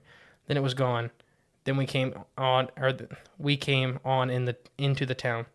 The thing must have been afraid of the lights, because it wouldn't come into town. We went down and stopped. We wanted to tell the police, but we were going to go back up to see for sure that it was still up the road. But when we were going through the town, we decided we didn't want to go back up. So I turned around at the gate at C. Lewis's farm. When I turned around, I saw a dead dog lying along the road. As I turned to start back down the road, this thing came out from behind where the dog was and went over the back of the car and went through the field to the other side of the road.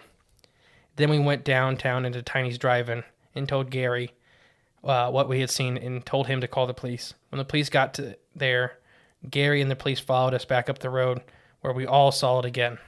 The dog was gone, but when his car came over the hill behind us, it was gone. From there, we went back to the field, but didn't see it again. So we went down to the town. Then we went up to the deputy sheriff's, back to the power plant, and stopped. We sat in the car and saw dust and smoke coming up from the coal yards beside the plant. From there, we went back and got in the car and went home. The next day, which is Wednesday, the next day we went back to the power plant and looked over where Steve saw it in a boiler inside the plant. Then Wednesday night, it was seen at Thompson's home in the TNT area. We went up to Thompson's home the same night and found footprints the thing made. Thursday, we went up to the power plant with reporters and went through it. While we were inside, Steve shut the boiler door. When we were outside, we heard a loud noise, and we went back inside. The door was open. What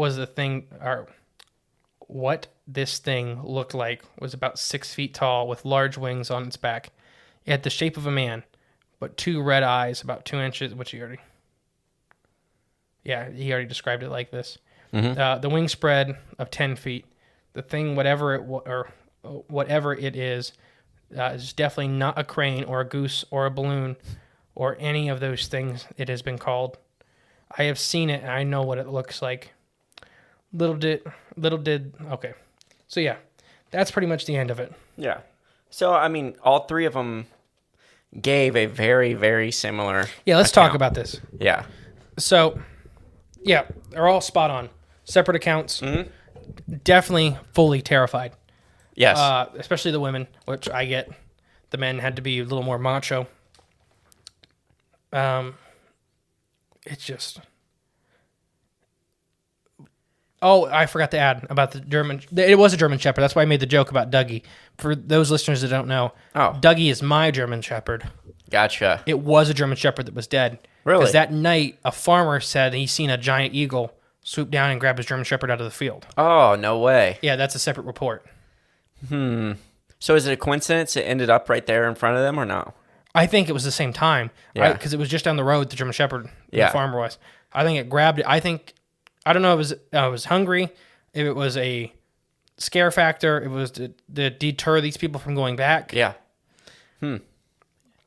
But all three give a very, very similar account. Agree. What are the things these guys focus on a lot? What do they focus on a lot? The wobbling walk. Yes, they all three describe that. They all describe the eyes, and it's the same, relative same size or width apart, but both red. But no head that they could see. None of them described a head, correct? They all described about the same. They had the same encounters. They described the same encounters at the same time when things happen. Like the dog. The dog was another thing. And then the thing jumping over the back of their car, running off, all the same accounts. Trying to think what else there was that stood out that was important to note. Yeah, avoiding light. They all said it seemed to avoid light. That's a weird one for me. Yeah. So let's go in to creatures that have red eye shine. Okay. Red eye shine is not caused by the lucidum percidium. Like normal, it's roughly how you pronounce it. What is that? That's basically a mirror in the back of the eyes. Oh, okay. To gain more light from the already existing light, so that you can see better at night. It's night vision. Like when you see dogs or cats or... Yes, the greens, the yellows, even some blues I've seen. Some fish have blue. Oh, of like course. walleye. You've seen walleye have blue and gray. Oh, okay, yeah. Yeah, that's their reflective mirror in the back. Okay, gotcha. Red is not because of that. If we want to take an Earth biological standpoint, red is from the blood in the back of the eyes. It's normally seen as creatures like owls that have super big eyes for night hunting. They need a lot of blood flow for these organs. So you can see the red and then to catch it just right. Yes. But Mothman's always red. And I mean, like, a lot of people describe it as like the fires of hell red. Yeah, I was going to say, it sounded very... But the Scarberries and the Mallettes never describe it glowing. They always describe it reflecting. Okay. Even though they say glowing, they even say, no, it wasn't glowing until the car light hit it, or the light hit it. Then you can see how red the eyes were. Like you're hitting a reflector, Yes. like a roadside reflector. So I don't know if the eyes are always red, or if that's the reflection. It just caught it, yeah. Good question. Good questions to ask or to pose. The squeaking. Okay. Oh, yeah, that one was brought Linda up. mentioned the squeaking. Yes. Squeaking like a mouse, but louder. Because that comes up in one of my unheard stories later. Unheard? One of the untold stories, or the stories that seem to get brought up. Yeah. That comes up again. The only time I've ever heard that, which we haven't talked about it yet, I don't think it's your story about the one around the chimney was said to be squeaking. Was that it? That I have that later too. Okay. But yeah, the squeaking, I mean, It's brought up in a lot of these untold stories. Yeah. What is the squeaking? I think communication. It sounds like I've heard everything described from bat to mouse. So probably echolocation. Something like that, yeah. Good question. So the dust plumes, always, it was seen. Yeah. Was that because it was living literally in the coal burners? That's So that'd it be was my, dusty, and then that'd they be my seen guess. The plumes because it took off really quick. Like it's just even its wings moving, like could have made that. Not appear. much flapping. Is that what they described? Yeah, everybody just shot straight up. Yeah, And yeah. a lot of Mothman sightings have no flapping. Almost like anti-gravity rather than flying. Yeah. Something weird. They're more using the wings to steer. Interesting. Now there's a connection I might have later talking about a certain craft that didn't float, but it didn't have wings that flew, but it had like a fluttering effect. And it was weird. Almost the way I thought of it is like a dragonfly or a bee. Like when a ladybug takes off, it lifts its wings up, and then it has wings, but it's not like they flap. They just kind of They vibrate, and the thing just moves and gone. Kind of like that. That's kind of how I and that could thought be of it. I mean, that could easily be. So, what would you say about the Scarberries? This is the Mothman encounter. Yeah. This is the big one. This is the one that everybody talks about. These people were wanting to talk about it a little bit. The community turned on him, but they seemed to believe him at first. Right, yeah. It seems like, well, it's probably like every nowadays, or it's never changed. Half the people believe it, half the people, especially when it's something, you basically have to see to believe to begin with, But I think everything they said sounded very credible, like they weren't just making it up, because 3 separate stories all telling the same story, and then the very fine little details that you wouldn't match up unless you, one, either discussed it beforehand to talk about it, or it actually happened, And these people had lifelong effects from this encounter. Mm-hmm. And I'm going to make it clear, they made no money off this. Yeah. Because I see that brought up a lot. They made up the story to make money and stuff like that. And I've seen a lot of other paranormal encounters. Mm-hmm. No one makes money. Yeah. Not much, not all. Never. It never lasts. Never helps. It only hurts. Usually marriages are ruined. Yes, it destroys families. Yep, even communities sometimes. Nobody ever makes money off this. Mm-hmm. And these people seem to really have, in a way, PTSD. Yeah. They sensed all the negativity that was being hurled at them. Yeah. And I'll say this, I believe this story 100%. Mm-hmm. I believe there's very little to no exaggerations. Mm-hmm. It's very, very, very well documented. Mm-hmm. In part, to the Mothman Museum and stuff like that. They have all these original police reports and stuff like that. Right. They saved a lot of the stuff that a lot of these cases that may have been just as famous of the Mothman sighting if it wouldn't have been lost to time. Yes. Basically. Yeah, they saved. There was a large group of people everywhere. We'll talk about John Keel later. To this Jeff, that were just the historians of this event that saved it. Mm-hmm. And the Scarberries are not by any means the only Mothman sighting in Point Pleasant. Right. Even in their own story, they had like 8 other people see it. Right. Exactly. But it's the kickoff. The start of it all, yes. I guess. The first one that got the ball rolling. Yeah. This is the big boy. This is the one that the police reports were filed. Cops were involved. Pillars of the community were there. It had behaviors. It had... Yeah, and I thought of the Sandhill Crane thing again. It made me laugh. Right. All right, so tell me about I'll tell you about the Sandhill Crane first. All right, since we touched on it, yeah. Yeah. Some people accuse the Mothman of being... We'll get into explanations way later, like episode 3 or 4. Okay. But for this story, they said they'd seen a Sandhill Crane, which, to give fair to the Sandhill Crane, they are that gray-brown. They are tall, up to 6 foot, with an 8-foot wingspan. They do have red marks around their eyes. Not for the Sandhill Crane. They do not fly 100 miles per hour. They do not really fly at night. They are not scared of light. They are not strong enough to strike a car. They are definitely not big enough to kill a German Shepherd. And they cannot open doors. Interesting. Do their eyes glow? No, I don't even think they reflect red. Okay. So, yeah, that one, we maybe be able to roll. I don't know if I have that guy that suggested that, but a biologist suggested that. You know what? Let me just double check real He's quick. in my book somewhere with the... That was dumb. There's a chance I could have taken a picture of that article just because it cracked me up. Yeah, it's a giant article that has a picture of the Sandhill Crane. Oh, yeah, it's a big one. I didn't take a picture of it, but I remember... I have it in this book. Jeff has it in the article section. Very funny. I don't know who that biologist is. I don't know if he's still alive. Oh, wait. Actually, here it is. I do have it. Who's the biologist?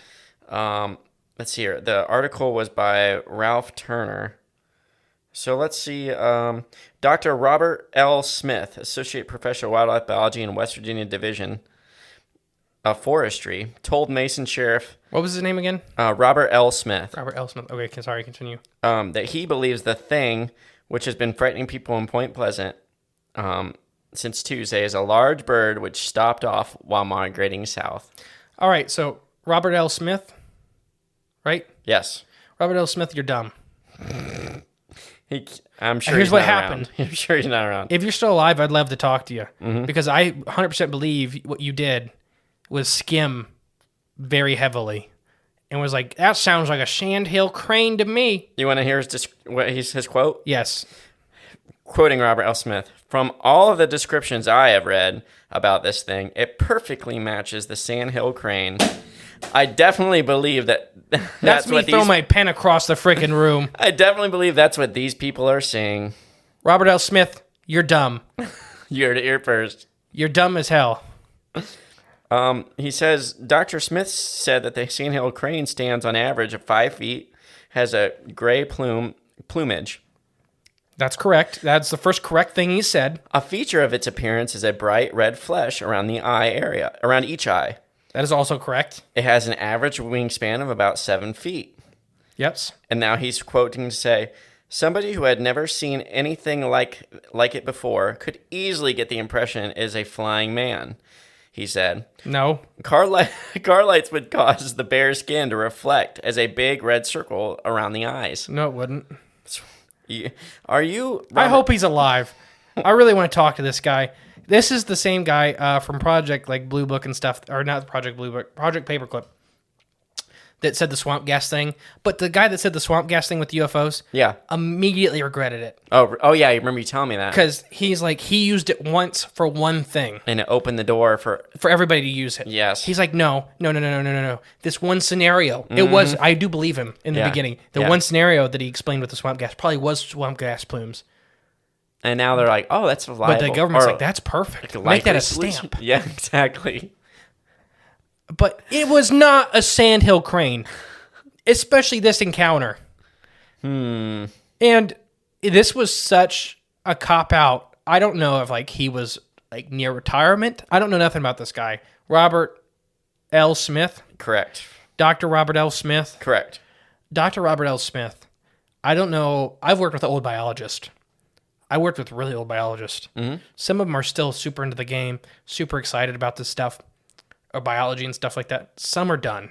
Some have been done for 20 years. Mm-hmm. And I think Robert was a guy that was been done for 20 years. Did not want to make more work for himself. Just wanted, people wanted a report from him because that's what the DNR was like, you got to give the report. Mm-hmm. He's like, it was a sandhill crane. Mm-hmm. From every report I read, including it chasing a car at 100 miles per hour and cops trying to shoot it and it killing a German Shepherd and dragging it into the middle of the road, that's a sandhill crane. No, it's a velociraptor. Yeah, exactly. I've seen that scene in that movie before. Yeah, a freaking German Shepherd. It killed a German Shepherd. That's documented because the guy didn't see. The guy claimed it was an eagle. Yeah, because it was at night and he just seen it swoop down and grab his dog and he's like, "Huh, giant eagle." Because Doug is a puppy and he's almost 70 pounds. Yeah, that's a small. That's a big puppy. Yeah, imagine a freaking adult because it was an adult German Shepherd. Swoop, grab, that's a big bird. Right, yeah. I wouldn't call the police on this one. He did. Now, you might agree with him. He says here at the very last line of the whole article, very last one, and it's funny how they bury this stuff. Dr. Smith said that while the birds are powerful flyers, they cannot match the 100-mile-per-hour speed one couple reported. So they're talking about that story. Yeah. So he's at least acknowledging it can't match that speed. So because the reporter probably is like, well, what about the Scarberry's encounter when it flew 100 miles per hour, killed a German Shepherd, and tried to eat a cop? He's probably calling them all a liar, and they made that up. They were drinking. I hate that, too. Yeah. I hate that all of these people... This is like a setup for a lot of the big stuff that happens in the 70s and the 80s. Mm-hmm. That's when we have a lot of these big flaps, is in the 60s, 70s, and 80s. And the Mothman one, I think, was a lot of these officials are figuring out how to handle it. And it was a sandhill crane. It boils my blood. Yeah. That it was such... Because he's a biologist. It was a man in my field. Right. That was so... Blasphemy. Ignorant. Yes. That he was like, it's a sandhill crane. It fits the description perfectly. Where? Exactly. Where does it fit the description perfectly? I'd say physically, maybe. It's about as close as you can get. Have you seen a crane fly? I have not. I'm just saying strictly... You've seen a heron fly. Strictly by its measurements. Yeah, I have. They're the same thing. Just a crane's bigger. Okay. Yeah, does that look like a man? Not at all. Does that look like it can fly 100 miles per hour? Not at all. Yeah. Maybe if it was free fall diving. It's just like, what about it opening doors? People were saying it was going in and out of the power plant. Yeah. Opening doors. Yeah, that's a bit strange. That was a crane. Okay, yeah. There's where I'll draw the line. Did you not see sandhill cranes before? Have I? Yeah, our buddy, which we will not name because this may be illegal, tried to catch one. Yeah. They are big. Yeah. But it is not an animal. You look at it, you do not think you can punch to death. Okay.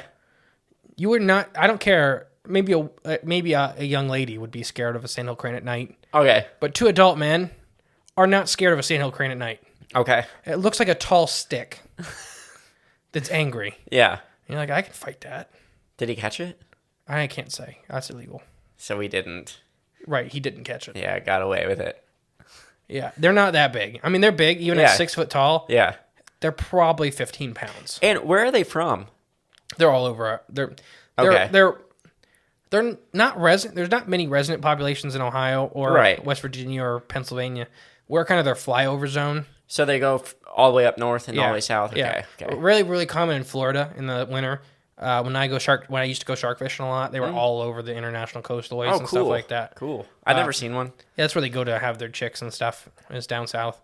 Sandhill crane. And then I've seen them in Illinois and stuff like that. They're big. They make all kinds of freaky noises. Yeah. They sound more like a dinosaur. Not like a mouse or a... They're deep. They're deep and guttural. They sound a lot bigger than they are. So there's another thing that discredits they don't squeak. Yeah. They're very deep guttural. A lot of the Velociraptor sounds from Jurassic Park reminds me of their noises. Okay.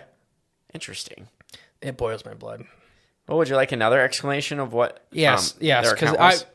when I first got all this typed up in Roger's account with the balloon thing, I didn't get, but I think you're about to shed light on this. I think I am. So the headline of this article, and this was at the Mothman Museum. I found this newspaper article and took a picture of it. Could Mothman be a balloon? That's the question it's posing. It could, I guess. So I'm going to read this little article. So Point Pleasant, West Virginia. Quote, he flies through the air with the greatest of ease, with bloodshot eyes and wings as big as you please. With some... we have a rhymer. No, that was just the person that wrote the article. It's just starting off with this. With some poetic license thrown in, that is the description given to the Mothman, a so-called winged man, who reportedly had visited an old dynamite dump near here. 2 Point Pleasant couples received the first visitation Tuesday night, Mr. and Mrs. Roger Scarberry and Mr. and Mrs. Steve Mallett. They saw something at the dump which made them plenty scared. So they're talking about Is this Roger Smith's brother? I hope not, because it sounds like the guy. It sounds like Roger Smith's brother. Well, here's what's they're about to explain. The something they described as resembling a flying man between 6 and 7 feet tall, with wings of an angel and penetrating red eyes. The couple said the thing chased them as they drove at speeds to 100 miles per hour. Edward Pritchard, an advisor to the high school science club at Fairland High School, thinks he has the answer to what the Scarberries and the Mallettes saw. Pritchard believes the monster could be a large gas balloon which the science club released to study prevailing wind currents. Light catches these things all in strange ways at some angles, he said. Imagination can do the rest. So right off, you're done. That's what it is. People can't see. I'm literally boiling. I'm all for. That's the end of the article. Everybody, our listeners, if this isn't your first episode, you know me. I will use a scientific explanation to explain away some of the aspects of cryptids and stuff like that. Mm-hmm. These are dumb. I know, right? These are idiots. I was laughing reading this because I already knew how you would feel. Idiot. An idiot. What part of the story fits your balloon? Well, this isn't a UFO. The part that fits it is the fact his science club released a balloon yesterday, and there he is. What did the balloon look like? He never even said that. Is it just a balloon? Light catches these things in strange ways. I'm going to blow out this mic. I'm getting too... My heart rate's getting too high. Well, who in the right mind would print this, though?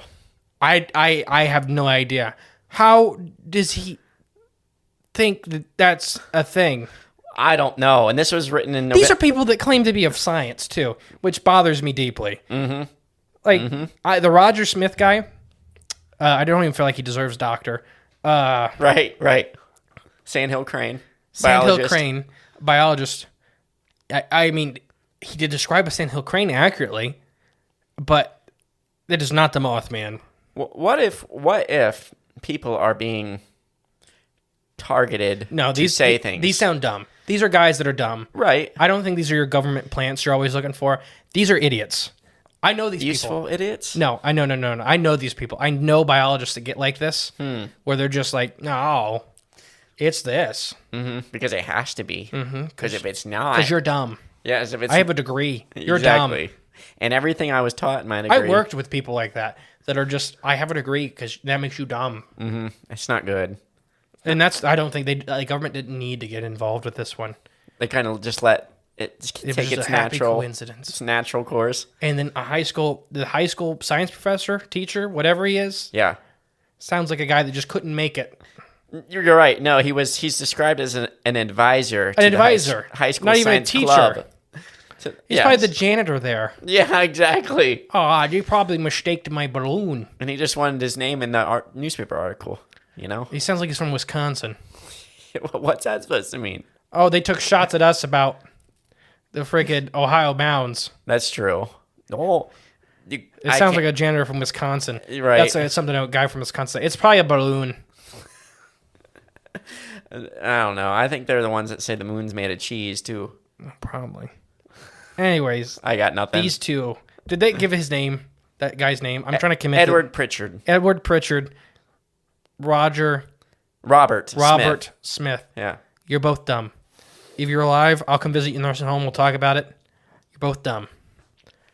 And I'm for explaining away aspects of the Mothman and stuff like that because we're going to get to that in one of these episodes.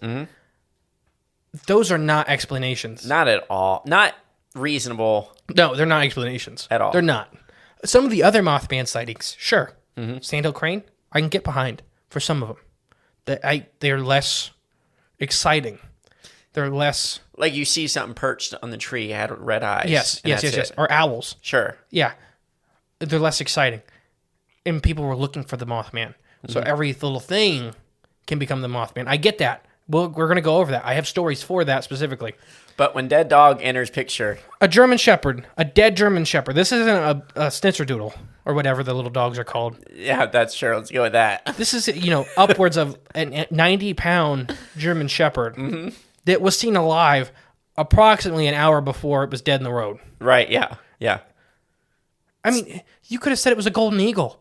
That would have been more because they're aggressive. They'll chase planes. These eagles will chase down planes in their airspace. Really? Yeah, little biplanes and stuff like that. They'll fight them. Wow. Pick that. Say that. Right, yeah. Not a Sandhill Crane. Golden eagles eat deer.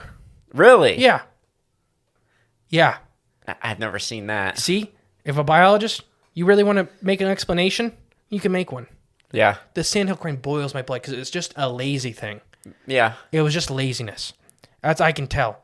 It was just a guy that was tired of these people asking questions, but it was his job to answer the questions.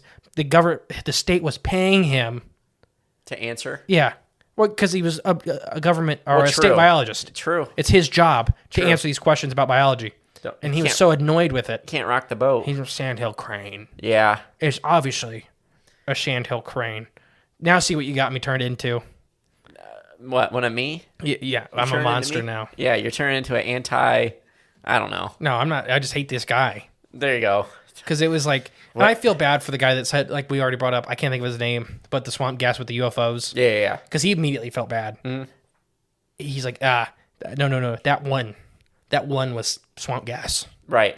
Not everything. Not 15,000 of them. I think you need to take a note from Zen Bigfoot right now and find you.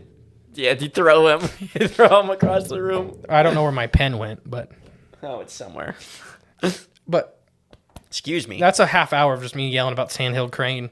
The neighbor, Kurt, our neighbor's probably terrified. Right. But it's important though to bring that Yes, stuff up. because it gets said all the constantly. time. And not just with this cryptid and Or not pick just, an owl. Yeah, just Their some, eyes shine red. yes. But if you had no idea, They walk funny. it fits more descriptions, yeah. If you had no idea, if you're just the outside looking in and someone says this, it's Well, that makes sense. Yeah. a biologist, he knows more than me, Yes, said this. I agree. It's like, all right, and then you don't even question it. It's just Oh my gosh, you're right. Yes, you are right. not in a thought in your head. Yes, citizens or civilians Yeah. don't think about it. But there were so many other explanations that he could have used as a biologist that fit better. Owls, for example. No, he's just dumb. He was dumb and lazy. Yeah. That was all it was. If he was a government shill, he'd have said the owl, because I'm going to bring up later about the owls. But wait. Let's. Who else is dumb and lazy? It seems to be. right now, at current age? Or who else? What entity is dumb and lazy? Oh, the government, but they're not dumb and they're not lazy. Yeah, well, sure. In certain aspects. Maybe in explaining things poorly. Yeah, they just don't care. Exactly. They just don't care. Maybe this was an example of... We're going to talk about the owls later. Yeah. That's the kind of the police push. Police push the owls over the... Yes. Maybe because they at least took the time to care and know, like, no, this is I think stupid. that may have been somebody else. This is the story we're going with. Gotcha. I think these two are just their own private idiots. That they just... This is really what they thought. That they really... The one guy was just tired of it. Robert just didn't care. Sandhill crane. Well, I seen a sandhill crane once. what if they were reached out to by, just to play devil's advocate, to say, like, all right, this just happened, all this stuff just happened, let's find this guy, he'll speak for us, we're paying him. He said that both of those were much later. Oh, they were much later. Yeah. Dang. Oh no, wait. The one I just read was there's a date, 1966, November 17th, 1966. Yeah. So when did this take place? The 15th. Oh, a couple days later. Yeah. So the balloon one was immediately after. Right, and then Roberts was like in December. Okay. So what if people were just reached out to, like, you need to come up with an explanation. Doesn't matter what it is. So just come up with it. We'll print it. We'll get it out that's there. what the DNR kind of did with Robert. Okay. But he had time. Yeah. He was just lazy. Yeah. And his... Like, and it wasn't like they told him he had to. It's his job. When these, like, he's the state biologist. Explain what this could be. Yes. This is your job. Nobody's telling him what to say. Right, yeah. They're saying you have to tell people. It's your job to tell people what you think, what this is. Because we're getting calls every day. So then he chose to be mean and lazy. Yeah. Demeaning. Yeah. And lazy. It sounded like, it seems like it with that just description. Because you discredit every major detail. The only thing he's to take into account is what it sort of looked like. And that's literally it. What was the other guy's name? Eugene? Pritchard. Edward Pritchard. Edward. Yeah. Yeah. He just wanted attention. Sounds like it, yeah. Right away. He was just trying to saddle it. Put his name in the paper, maybe. Robert only spoke because he had to. Yeah. Well, I mean, too, also, I don't know the whole nature of that area at that time. I'm sure it was nuts and crazy. Such a big episode. That's all right, but there's a lot to unpack here.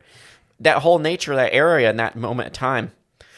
This crazy thing just happens. I mean, we haven't even talked about the bridge yet. That's probably episode 3, because I still have 16 encounters we got to get exactly. through. So, but Scarberry's is a big one. It's a huge one. Yeah, it's the one that starts it all off. But so there's got to be hysteria kind of at this moment. And if a reporter comes up to you and it's like, "Well, what do you think?" and if you had anything at all to say, or you just want to be heard about whatever it is, you're gonna say whatever connection you can even come up with in your mind, like the balloon thing. That was Edward, right? Yeah. So that's what happened with Edward, I believe. Yeah. Robert, he had to. If he wouldn't have had to, I 100% guarantee he would have never put his voice in this. Yep. Yeah. I agree with that. He was one of these state guys. Ohio has a problem with this. Other states have a problem with this. These really old biologists that get into a spot and they just go placid. Yeah. Oh, yeah. Don't rock the boat. As long as you're getting the paychecks coming in. It's not even don't rock in the boat. It's just they just don't want to do anything. Right, yeah. I mean, their life's kosher. Why even... Believe me, if I was a state biologist and this happened in my district, we'd have a whole team down there with backpack shockers trying to shock it out of the ceiling. Yeah. Come on. Like get in the box. You look like Ghostbusters. Get in the box. Yeah. Come on. Oh, my God. Hey, you want a mouse? You want a mouse? Waving a dead rat in the air. I'm Come here, buddy. Literally seeing you dressed up in Ghostbuster attire. Come on. Yeah, get in the box. Oh, yeah, there you go. There you go. Oh, shock it's okay. Shock it, guys. Shock it. Yeah. Knock it out. I wanted to take it alive, but... Man, see, I would go on those adventures. Did you like my Mothman sound? And you see it flapping its wings all like dart it. Sparked and backed in a corner. Dart it, guys. Shoot it. Yeah, 10,000 volts should do. Turn it up to 20. All right. Oh my gosh, you got me so fired up about the stupid explanations. I didn't know the balloon one. I knew the Sandhill crane one. Yeah. Because that is, and then the thing with the Sandhill crane is it gets used forever. Oh yeah. and every other cryptid. Well, that could have been the biggest, I guess, thought that got out to describe it biologically. Owls. Correct. They tried to call it locally the Owl Man. They should have stuck with that one. It was a Batman villain. Oh, Owlman was? Yeah. Oh, it became one? No, it was before this. Before this? Okay. They didn't know it because this is at this point, no name plays Point Pleasant, West Virginia. Population nothing probably. Didn't have any Batman comics. Right. They tried to call it the Owl Man because it looked like a giant owl. And then DC is like, Sandhill the Crane. newspapers didn't like it because it was getting too confused. Oh, okay. So they changed it. They started posting Mothman. Well, they had like 15 other names, like the Blackbird and stuff like that. But when they put Mothman, that's the one people would grab. Took off, yeah. Oh, what we talk about all the time, that alliteration. Mm-hmm. It's just too nice. Comes off the tongue too good. It has to be. But literally, that's it. That's why the big story starts getting pushed later. We're getting into of it being an owl because it looked like a giant owl. It had owl traits. It walked funny. It was Owl Man. It was a big owl. Yeah. Not really, but right. That's just roughly. Just getting right into it. It was an owl, you guys. Yeah. No, it definitely was not an owl. Right. Because we'll get into some radiation sickness and stuff like that. Mm-hmm. Unless it was from the bottom of the Ohio River. Oh. But I don't know if any owls dive that deep. Oh, true. Well, what if something that deep, or something dove that deep, came up, was all screwed up by the radiation, grabbed an owl, and, I don't know, fused their bodies together, fused that radiation, and out of that, an offspring shot out, and that's the Mothman. The thing from, like, with Kurt Russell? Mm-hmm. Wasn't that, like, I forget what that is. I've never seen that full movie. Antarctica, I know it, yeah. I forget what the thing is. It's just a piece of, it's an alien slime. It's actually, okay, we don't have time to get into this. It's an alien prisoner on a ship that crashed on Earth. Okay. Because it's evil. Okay. But, anyways. All right, so we're going to take a quick break, and then we'll be back with more Mothman sightings, because we have a whole bunch of them that maybe have not been heard very often or whatever. Okay. And then we have, at the end of this section, untold stories. These are stories that I've had to dig to get. I like that. All right. Yeah. This will be fun. All right, guys. We'll be right back.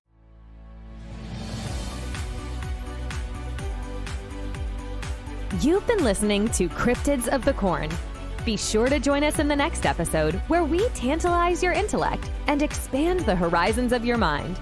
If you're enjoying the show, please feel free to rate, subscribe, and leave a review wherever you listen to your podcasts. That helps others find the show, and we really appreciate it. Thanks again for tuning in, and we'll catch you in the next episode. Until then, stay magical.